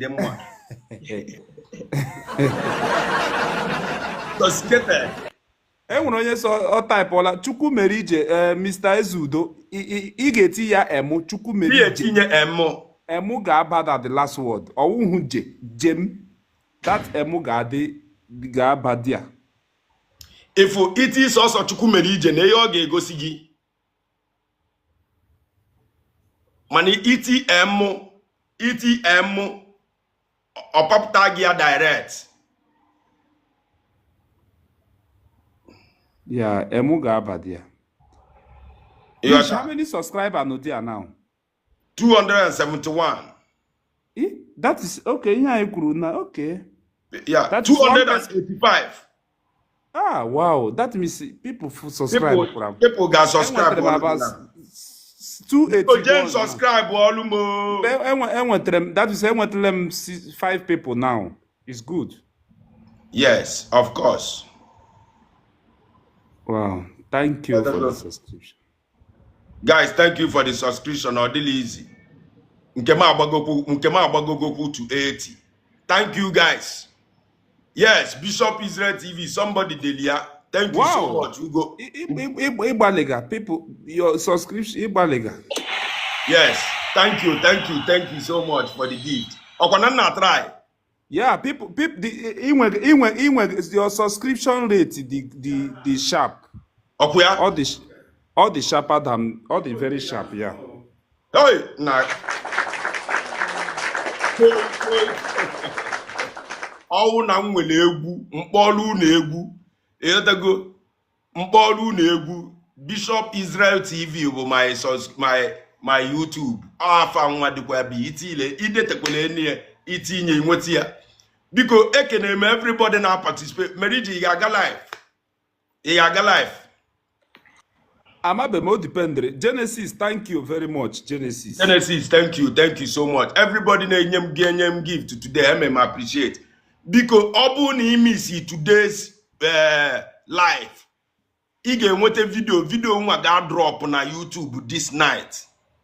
Ihe ọ bụ almost 4 hours. Ọ ga-drop na YouTube this night. Make sure na ị geli ya. O nwee ebe ya awụ ilute. Mgbe akọwa mgbe connect dot ịbata dị gbaka some of the clips nga cut to few only few. Bish, enwere onye si my YouTube channel adịghị properly set up. Enwere anything no dey here wrong in searching it? Mba, mere ije ka ekwe n'ihe nna agwakwana gị na ntile n'afa gị na bugotegodi the person elu ka ọ bịa kwuo something amaghị m. Kedu onye dị ya asị send their request? I don't know. Look at now. Look at, can you prepare YouTube n'ilu gị now? I'm going to open YouTube now with this phone. Prepare YouTube. Mbana search this thing. Just do it and I debugi a day before. Efo chukumelije. Efolia. Nke gidi the very properly set. You have to go. Amaghị m ihe onye ahụ kwuge now. Eflo nke m ntị ikwe naanị eflo nke m eflo ebe mpa aka n'isi wee na-eti mkpu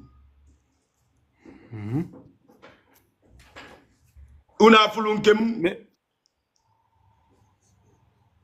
setup is not name. Yeah, ahụrụ m ya.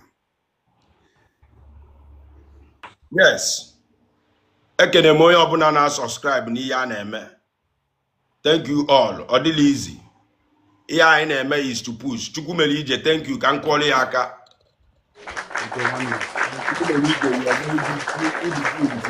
And I really appreciate you. Oh my guy, Keo. Akwa ịghọta. Emecha ya akpa n'azụ. Asị ọwụ na ya eyeli ya akwa. Ọwụ na ofu pino side chick. Chukwumelije ịma na treat maka side chick today. Oh no, for side cheek can send the alley copy.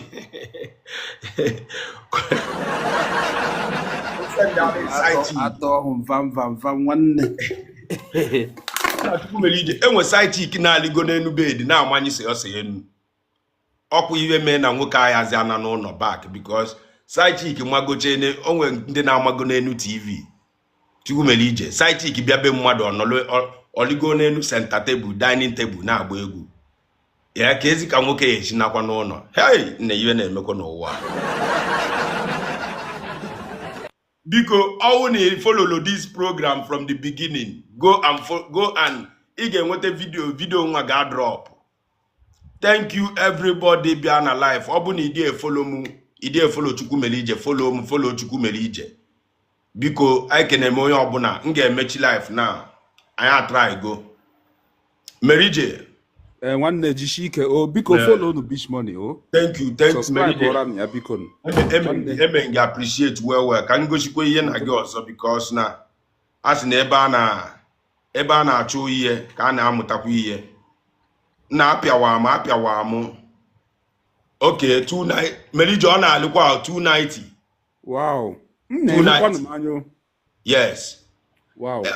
Melody, I not stop all life. I follow what? All the car who a good conscription. I'm not good in conscript. In all not end the push. I not push life. And when all the car mamote shall conscript to people like not conscription, convincing.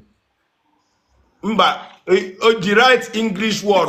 I'm at the 1,000 may announce him then when they were 5, 4. Merije, the right word conception. Convincing. Conscription. Chuku Merije, conscription. Mba, tell me use. I'm no conscription, but your conscription will believe. You mean convincing, huh? Kahame subscribe. Maybe and when home the compensation use compensation.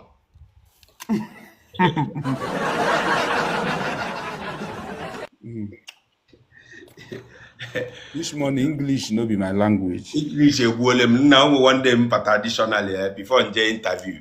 Na asugide go mi yem asu na elum di enyem ozo. Abia interview na enyem ozo na magodu no no jezu ike. English are my language, yeah. Conviction. Guys, thank you so much. Follow Chukwumelije. People try. Can call everybody follow line. Thank you so much. In fact, you will never remain the same. God will bless you. Make all my subscribers a special prayer. Because tomorrow, ngabia live by this time tomorrow. By this time can get videos live tomorrow. Yota. Yeah, by this time can be video live tomorrow. I'm mad video early. I will go to somewhere. Don't be jealous. Don't be jealous. I will go so. Thank you everybody because let's connect with each other. Ne follow no. Jishike oh. Thank you, one Merije. Thank you. MGM live. Chief. Okay, one Dalo. Thank you so much. Thank you. Biko once again, Biko. I want a malava take in screenshot here. Can we poor? Biko take in screenshot here. Video muna drop. Take in screenshot here. Bishop Israel TV. Take a screenshot with your phone now. Take a screenshot with your phone. Take screenshot with your phone.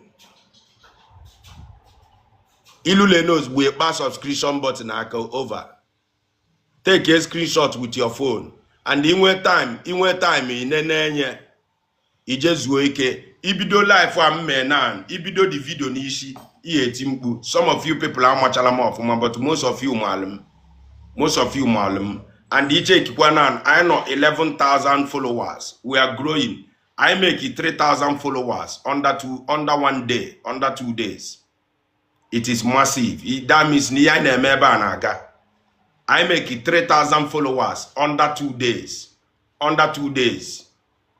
I make it 3,000 followers. That means people are supporting EINM. So I appreciate each and every one of you.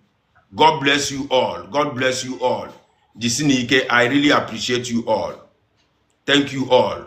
Enough my video, now repost, now share, now repost. Part of my video will lamba. Every part will lamba. And the nilu akwụkwọ nke mark. Jekwe na the same name nke mark. Jekwe follow mu na nke mark. Mark azuka. Jekwe nu follow mu na mark onye bae. Mark nke onye je follow me na app mark. God bless you all. Remain blessed. Bye.